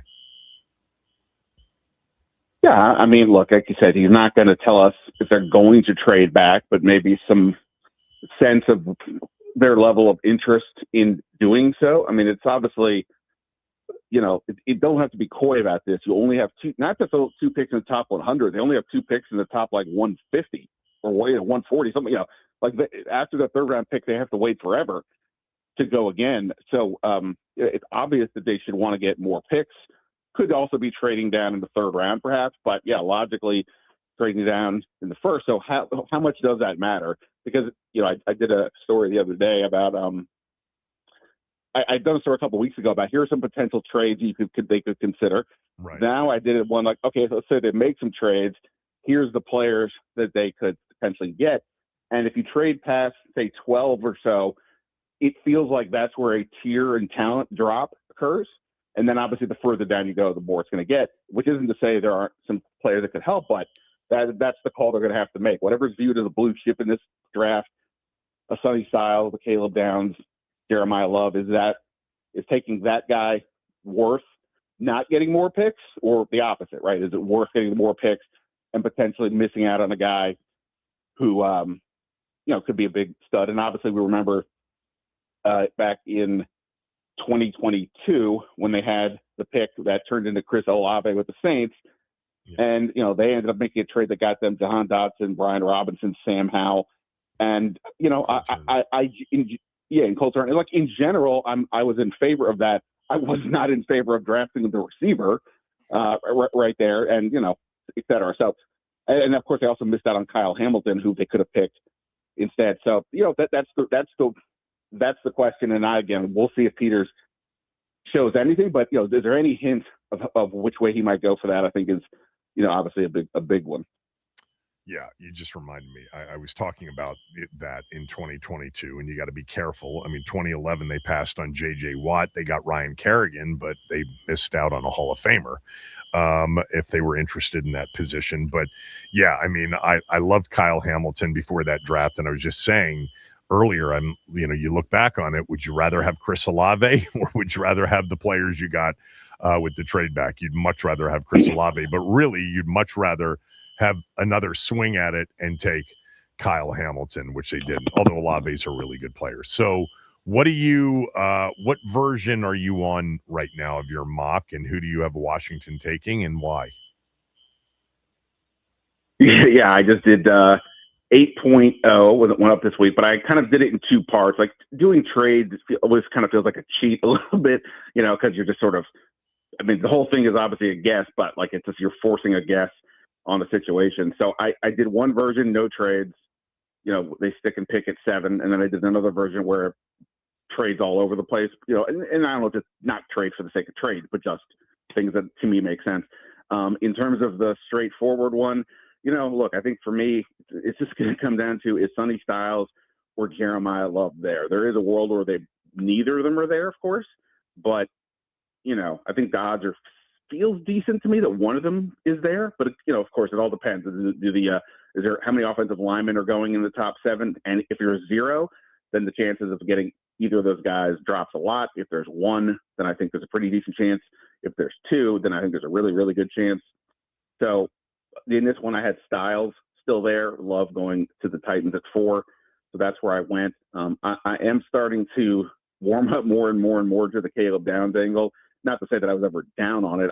He was the guy I was constantly picking for them before free agency. Right. But he doesn't fit the quote unquote athlete angle that they seem to have gone with so far. These guys who score out of the charts there, but he scores off the charts when it comes to everything else, and instincts, intangibles, maturity, football, not acumen, all the things. And when you consider what a Brian Flores defense requires, that safety who's able to move up and back with ease and be a communicator and handle all those responsibilities is a huge part of that. So, so to me, like those 3 guys are kind of where I'm at right now, but Styles is where I went in this one. I mean, you're mock drafting those players to them and thinking that one of those 3, if available, will get picked. Is that's part combined with your hunch that these are players that really would fit what they're looking for, right? But I mean, Sonny Styles is the latest mock because you got Love going at 4. But do you think if Styles is gone, Downs is gone, and Love's the only one on the board, do you think that's what they'll do? Or do you think that they're perhaps interested in trading back because they don't think elite exists at 7? Yeah, well, I mean that's the question. I mean, in terms of just who's the best player in the draft, regardless of position, those 3 guys are often at the top. Quarterback can be can tank the rankings to a degree because everybody values quarterback. But those 3 guys may be the best pure players in the draft. It's just they don't play the premium positions that teams want to take that high. So again, it just comes down to what is there a trade that they think makes sense because they're getting so much value in terms of the incoming picks that it's worth if they have to drop down a tier. I mean, it's also conceivable. I think if you stay in like the top 11, you're probably in pretty good shape to get one of these guys. Now that may include an offensive lineman, and Spencer Fano from Utah has significant upside as an athlete, and obviously was a pretty good player in college. So, maybe that appeals to them at that stage if they get extra picks. If you trade beyond 11, I think is where then it's like, okay, so what are we looking at here? We're probably down a position, but, do we think we can still get a, whatever, maybe a pass rusher in that range? Maybe it's, drop down, maybe Jordan Tyson, the receiver from Arizona State is there, and he's enticing, he's got the injury history, but he's also maybe the most talented receiver in the draft.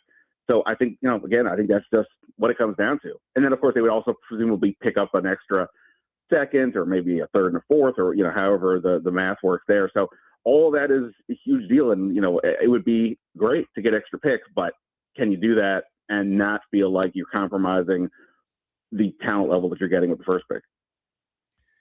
One last one on next week. If let's just say Love and Styles are gone, do you think Downs more than Delane or, a pass rusher? I mean, or Tate?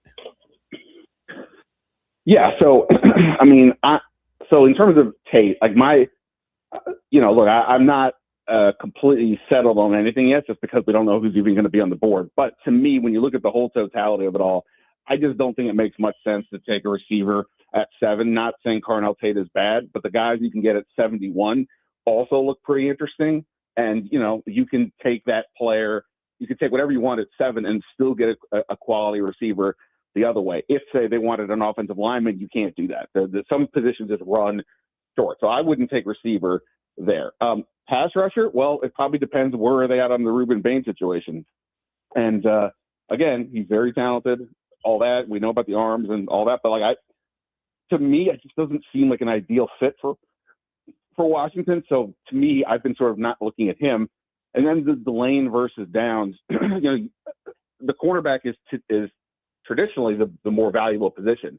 I don't know if it is in this defense though, because of the way that the Brian Flores scheme emphasized the safeties. You know, with the blitz, with their heavy blitz, you don't need a corner who has to sort of stay with that guy for a longer time. It's just somebody who can react and keep up with them. So I kind of, like, I had Dane Brugler on, you know, the Athletics draft analyst, and I said to him flat out, if you could pick Delane and Downs or sit there, what are you doing?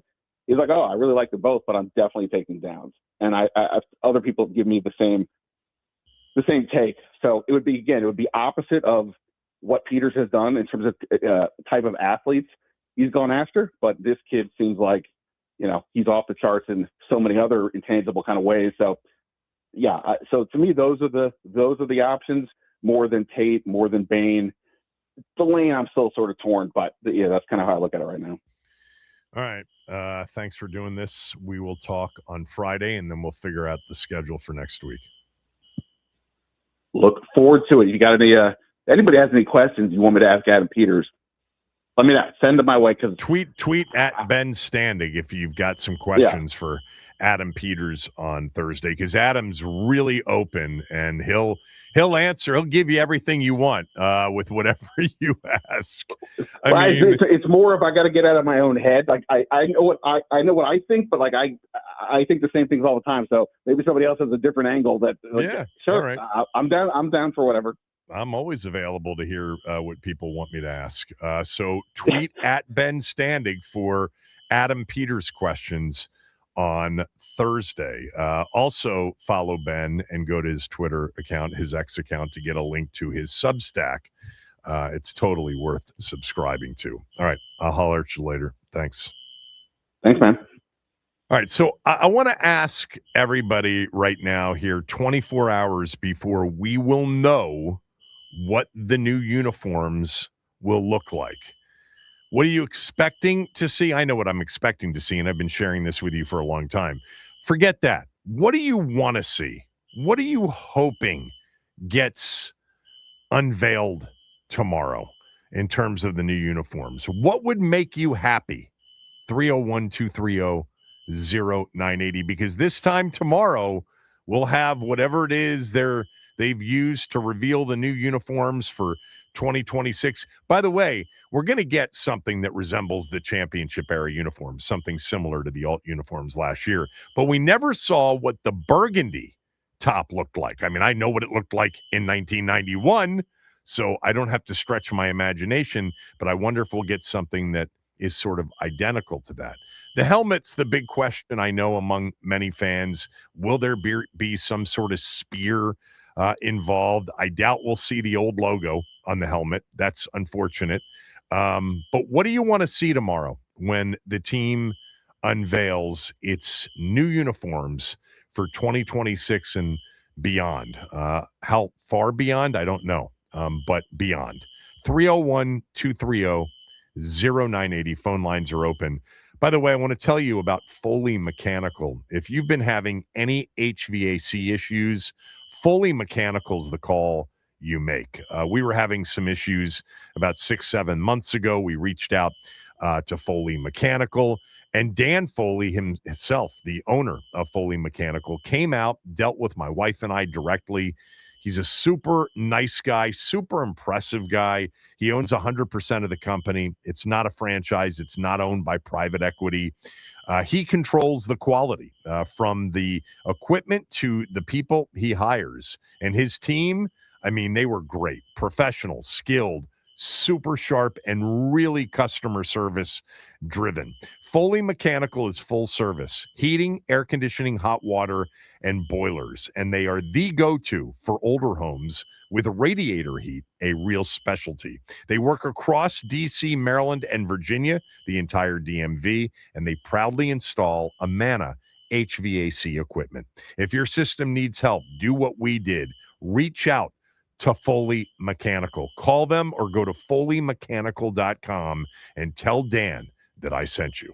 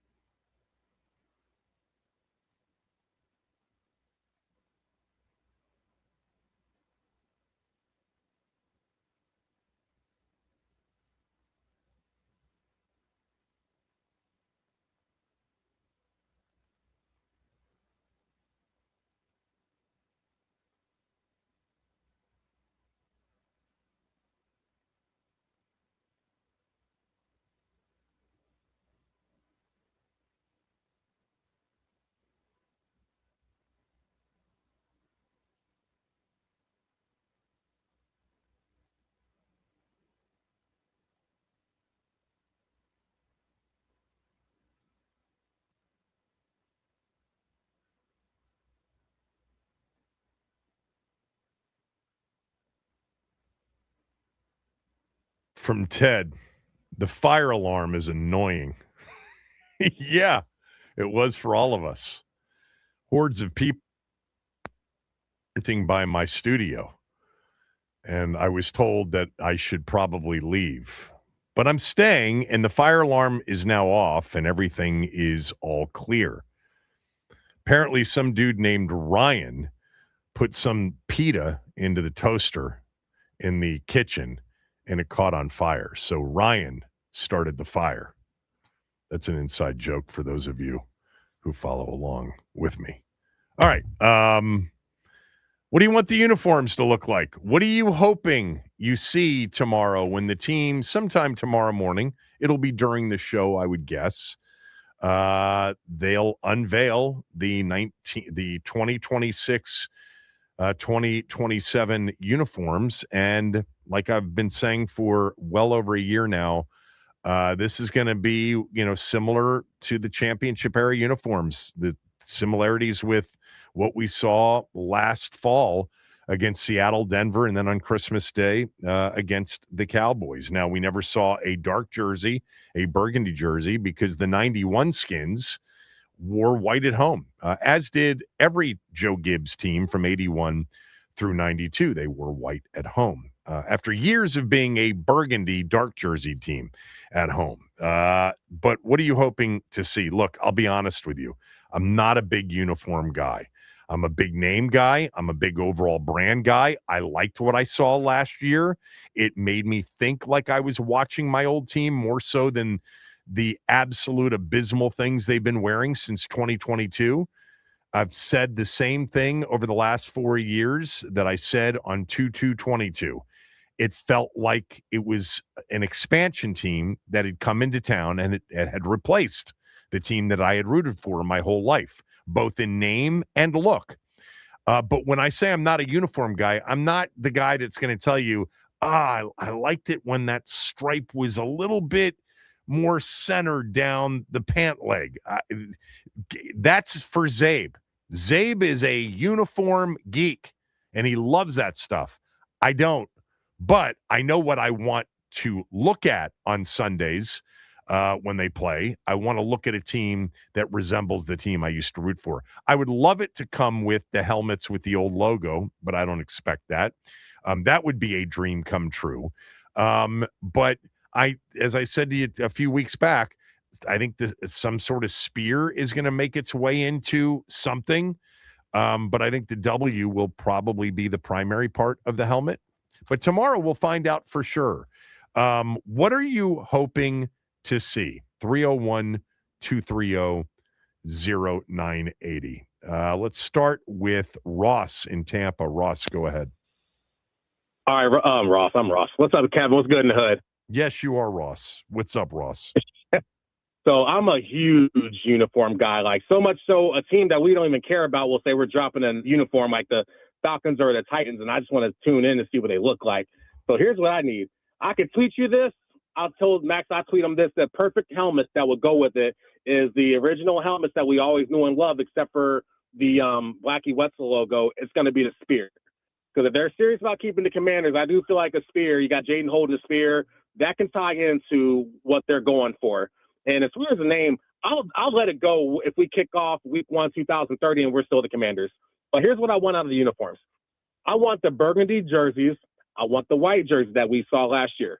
I want the burgundy pants. I want the gold pants, and I want the white pants. I know during your era, Kevin, it was always white on burgundy. But, during my era, it was white on white, burgundy on gold, white on gold, sometimes burgundy on burgundy. I kind of want them to have those options.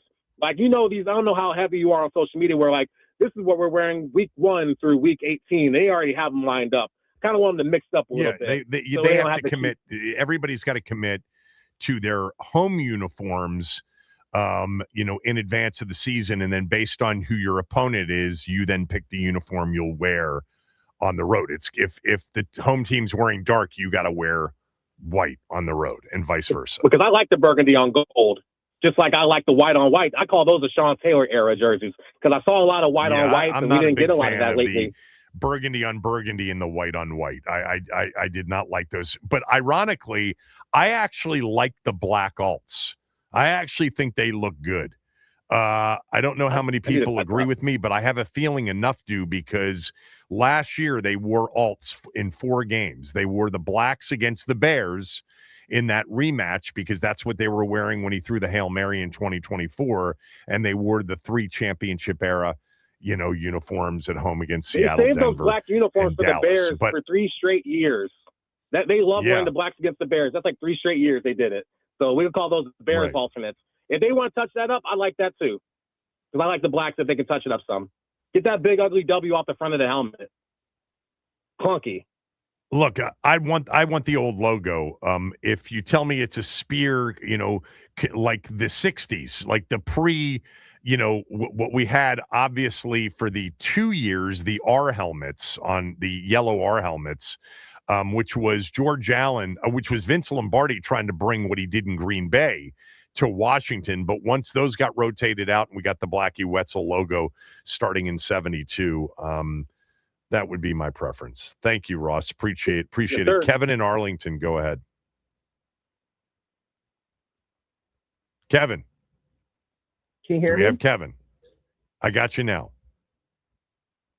Sorry about that, Kevin. That's all right. Just to add, you and I go back to the glory days. They'll always be the Skins to us, even though right now they're the Commanders. Maybe they'll always be the Commanders. Whatever. They're the Skins. But if you want to make a connection, especially for the older generation, to what, to honor the past, as Josh likes to say, the colors, bring them back as others have described, as you've described. But we need a spear helmet. They've embraced the spear iconography. We need something, and I think it's going to, I'm hoping that, because from what I understand, there's going to be a black alternate, a whole new iteration of what the black alternate is. And that would be where you would have the spear helmet.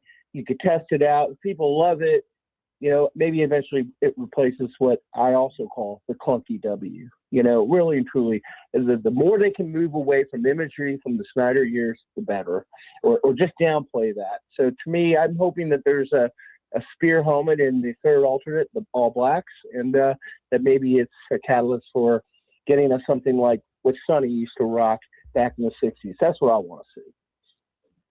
Yeah, I mean, let me just say that I don't think the Blackie Wetzel logo is like gone forever. Like there have been hints. That's my favorite. Yeah, there have been hints about bringing it back in some form or fashion, maybe not on the helmets, but I wouldn't even discount, in future years, maybe with the opening of the new stadium, that they say that because as we all know, the logo, the Blackie Wetzel logo, was not controversial. There was nothing offensive about it. It was embraced by Native Americans and non-Native Americans alike. There wasn't. Now, would it fit with the team name, the Commanders? You could force a fit there and essentially say, hey, these are the commanders of tribes, Native American tribes. But that would be a massive win. I think that's further down the road. I'm not predicting that it'll happen. I'm just predicting that it's something, or let me just say, it's not a prediction.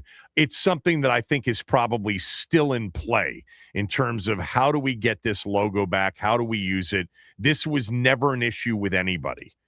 I wish they just said, well, we're bringing it back. We're bringing it back now with these new uniforms. We're going to have our old uniforms back in full. But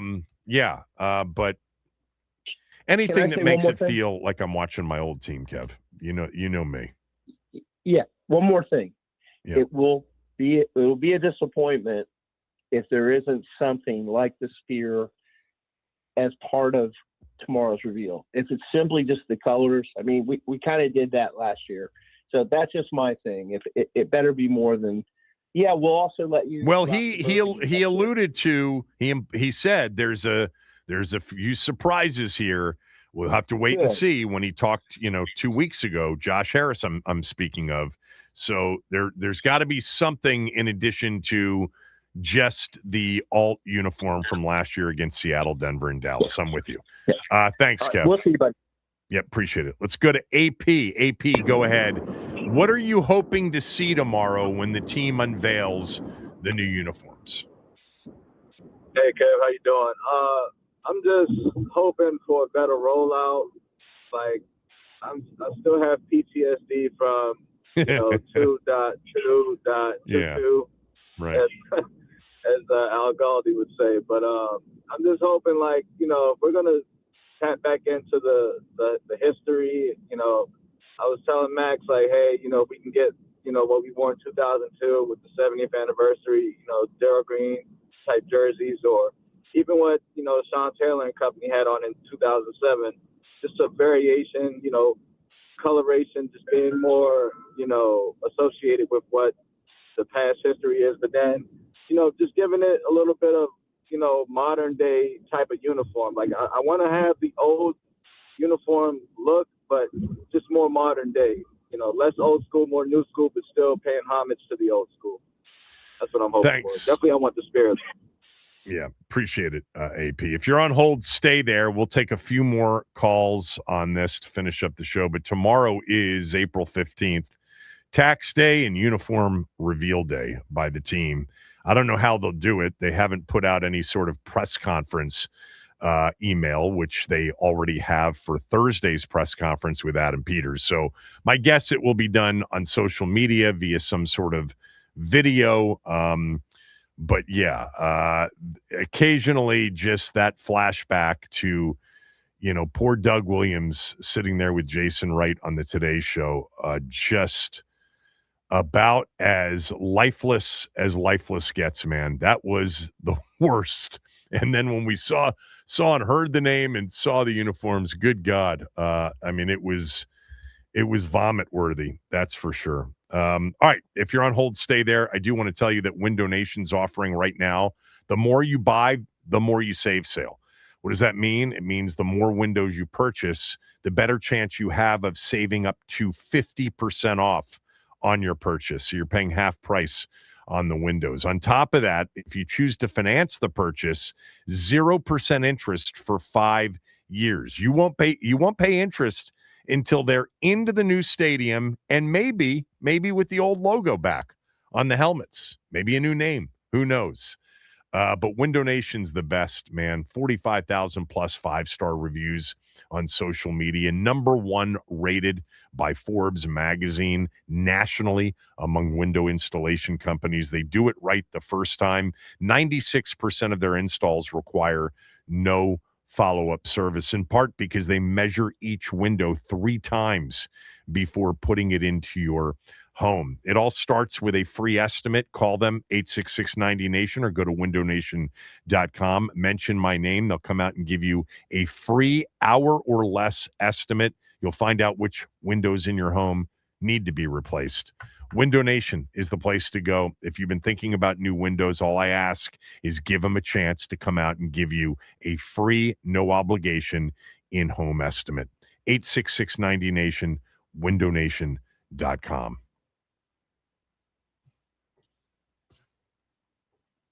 All right, happy Tuesday, everybody. We start off with the WNBA draft that took place last night, where the Mystics made 3 first-round selections, which are as follows. With the 4th pick, the Washington Mystics took Lauren Betts, a center out of UCLA. With the 9th pick, Angela Dugalich from UCLA, another power forward, and Cody McMahon, the 11th pick, acquired from New York. Plus, more basketball news. Doc Rivers steps down as Bucks head coach after months of controversy surrounding star Giannis Antetokounmpo and his desire to play this season, as well as a season-long disconnect, according to team sources, between himself and the players. Plus, the Caps, they were eliminated from playoff contention last night via a Flyers shootout win versus the Carolina Hurricanes. Looked good initially for the Washington Capitals, but the Canes jumped out to a 2-0 lead at the end of the first period. But the Flyers stormed back and force a shootout where they eke out the victory in the sudden death frames. Tonight, the Nats, they take on the Pirates, looking to bounce back from a 16-5 drubbing they suffered last night. Miles Nicklaus takes the hill versus Pirates' Mitch Keller. First pitch at 6:40, pregame with Charlie and Dave at 6:10 over on 106.7 The Fan. Plus, tonight, right here on the Team 980, the Caps, they get rolling. One final matchup against the Columbus Blue Jackets for the season. Potentially Alex Ovechkin's final game in a Capitals uniform. Clay Stevenson set to get the start in goal. Pregame at 6:45. Puck drops at 7 p.m. Again, that's right here on the Team 980. This update is sponsored by the Team 980 YouTube page. Just open the app, type in the Team 980, and hit subscribe. Kevin Sheehan is live every day from 10 to 1. You can catch programs like Take Command all off season. Don't forget to hit the like button. Whenever you do decide to join us, turn on notifications, stay up to date on all things DC sports. And that is what's trending.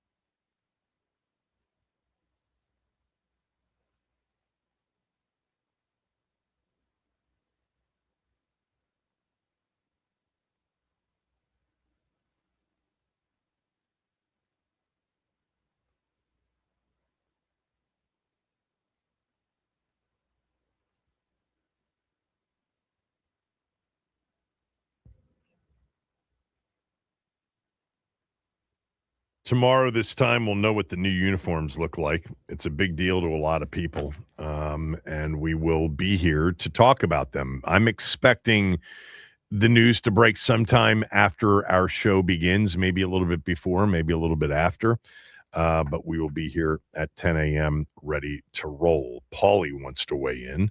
Paulie, go ahead. Hell to the W, big guy. What's going on, man? What's up? Hey, hopefully nobody had a heart attack in the office, the studios. Yeah. No, everybody's well. We are discussing movies and television shows down in the parking lot, though. Maybe tomorrow you'll have a roast. Yeah. Well, yeah, I certainly wouldn't structure it the way he did. That would not be the best way to do it. No. Because I'll just end up in a park on a swing feeding birds. We don't want that. All right, what do you got? Hey, come on, man. Hey, listen, man, I'm with you. I don't care, man. Force the fit. I mean, all I want to see is my logo back. I can't have my name. Give me my logo. You know, you can call them. I don't care what I hear the announcers call them on. But when I watch the game, I want to see that logo on the side of the helmet. That's it. That's it. For real. I mean, it still makes me cringe to hear the name, especially when we're playing, the Eagles, Giants, and Cowboys. I hate when whomever it is calling the game, if it's Joe Buck throwing to a break, or somebody like that throwing to a break saying, it's Cowboys 14, Commanders 10. It just doesn't sit right with me. That's why I really wish it would be Washington. And it's Dallas 14, Washington 10. It don't have the same thing, man. You're right. But optics are everything, man. And I want to see the logos. So force to fit. I don't care if it matches or not. I mean, for years, I always thought we had the ugliest uniforms in the league anyway. As far as colors, man. A lot of people did. A lot of people loved them. It's very subjective, obviously. But yeah. But they was our colors. They was our ugly colors. Right. You know what I mean? And that's how I looked at it. So I don't care. Force to fit, man. And if you ain't gonna force to fit, if they gonna bring back that W on the helmet, which on a primetime game at night with the light shining on the helmet, I gotta say it looks good. But if they gonna bring back the W, man, give me the W with the feather on the end of it, like that shirt Dan Quinn had on that press conference a couple years back, man. So that was my thing. Give me my logo. Can't give me my logo. You're gonna have the W. Put the feather on the end of the W. And I do like the black alternate jersey. One more thing, man. I do not want to see the name Commanders anywhere on the uniform. I don't want to see it anywhere. You know what? That's a good point. Now, it wasn't anywhere on the alt uniform. We didn't have it anywhere. I'm just saying, any uniform we wear, I do not want to see the name Commanders. Me neither. That's what I'm I with don't you on want that. to see. All right, I got to go. Thanks.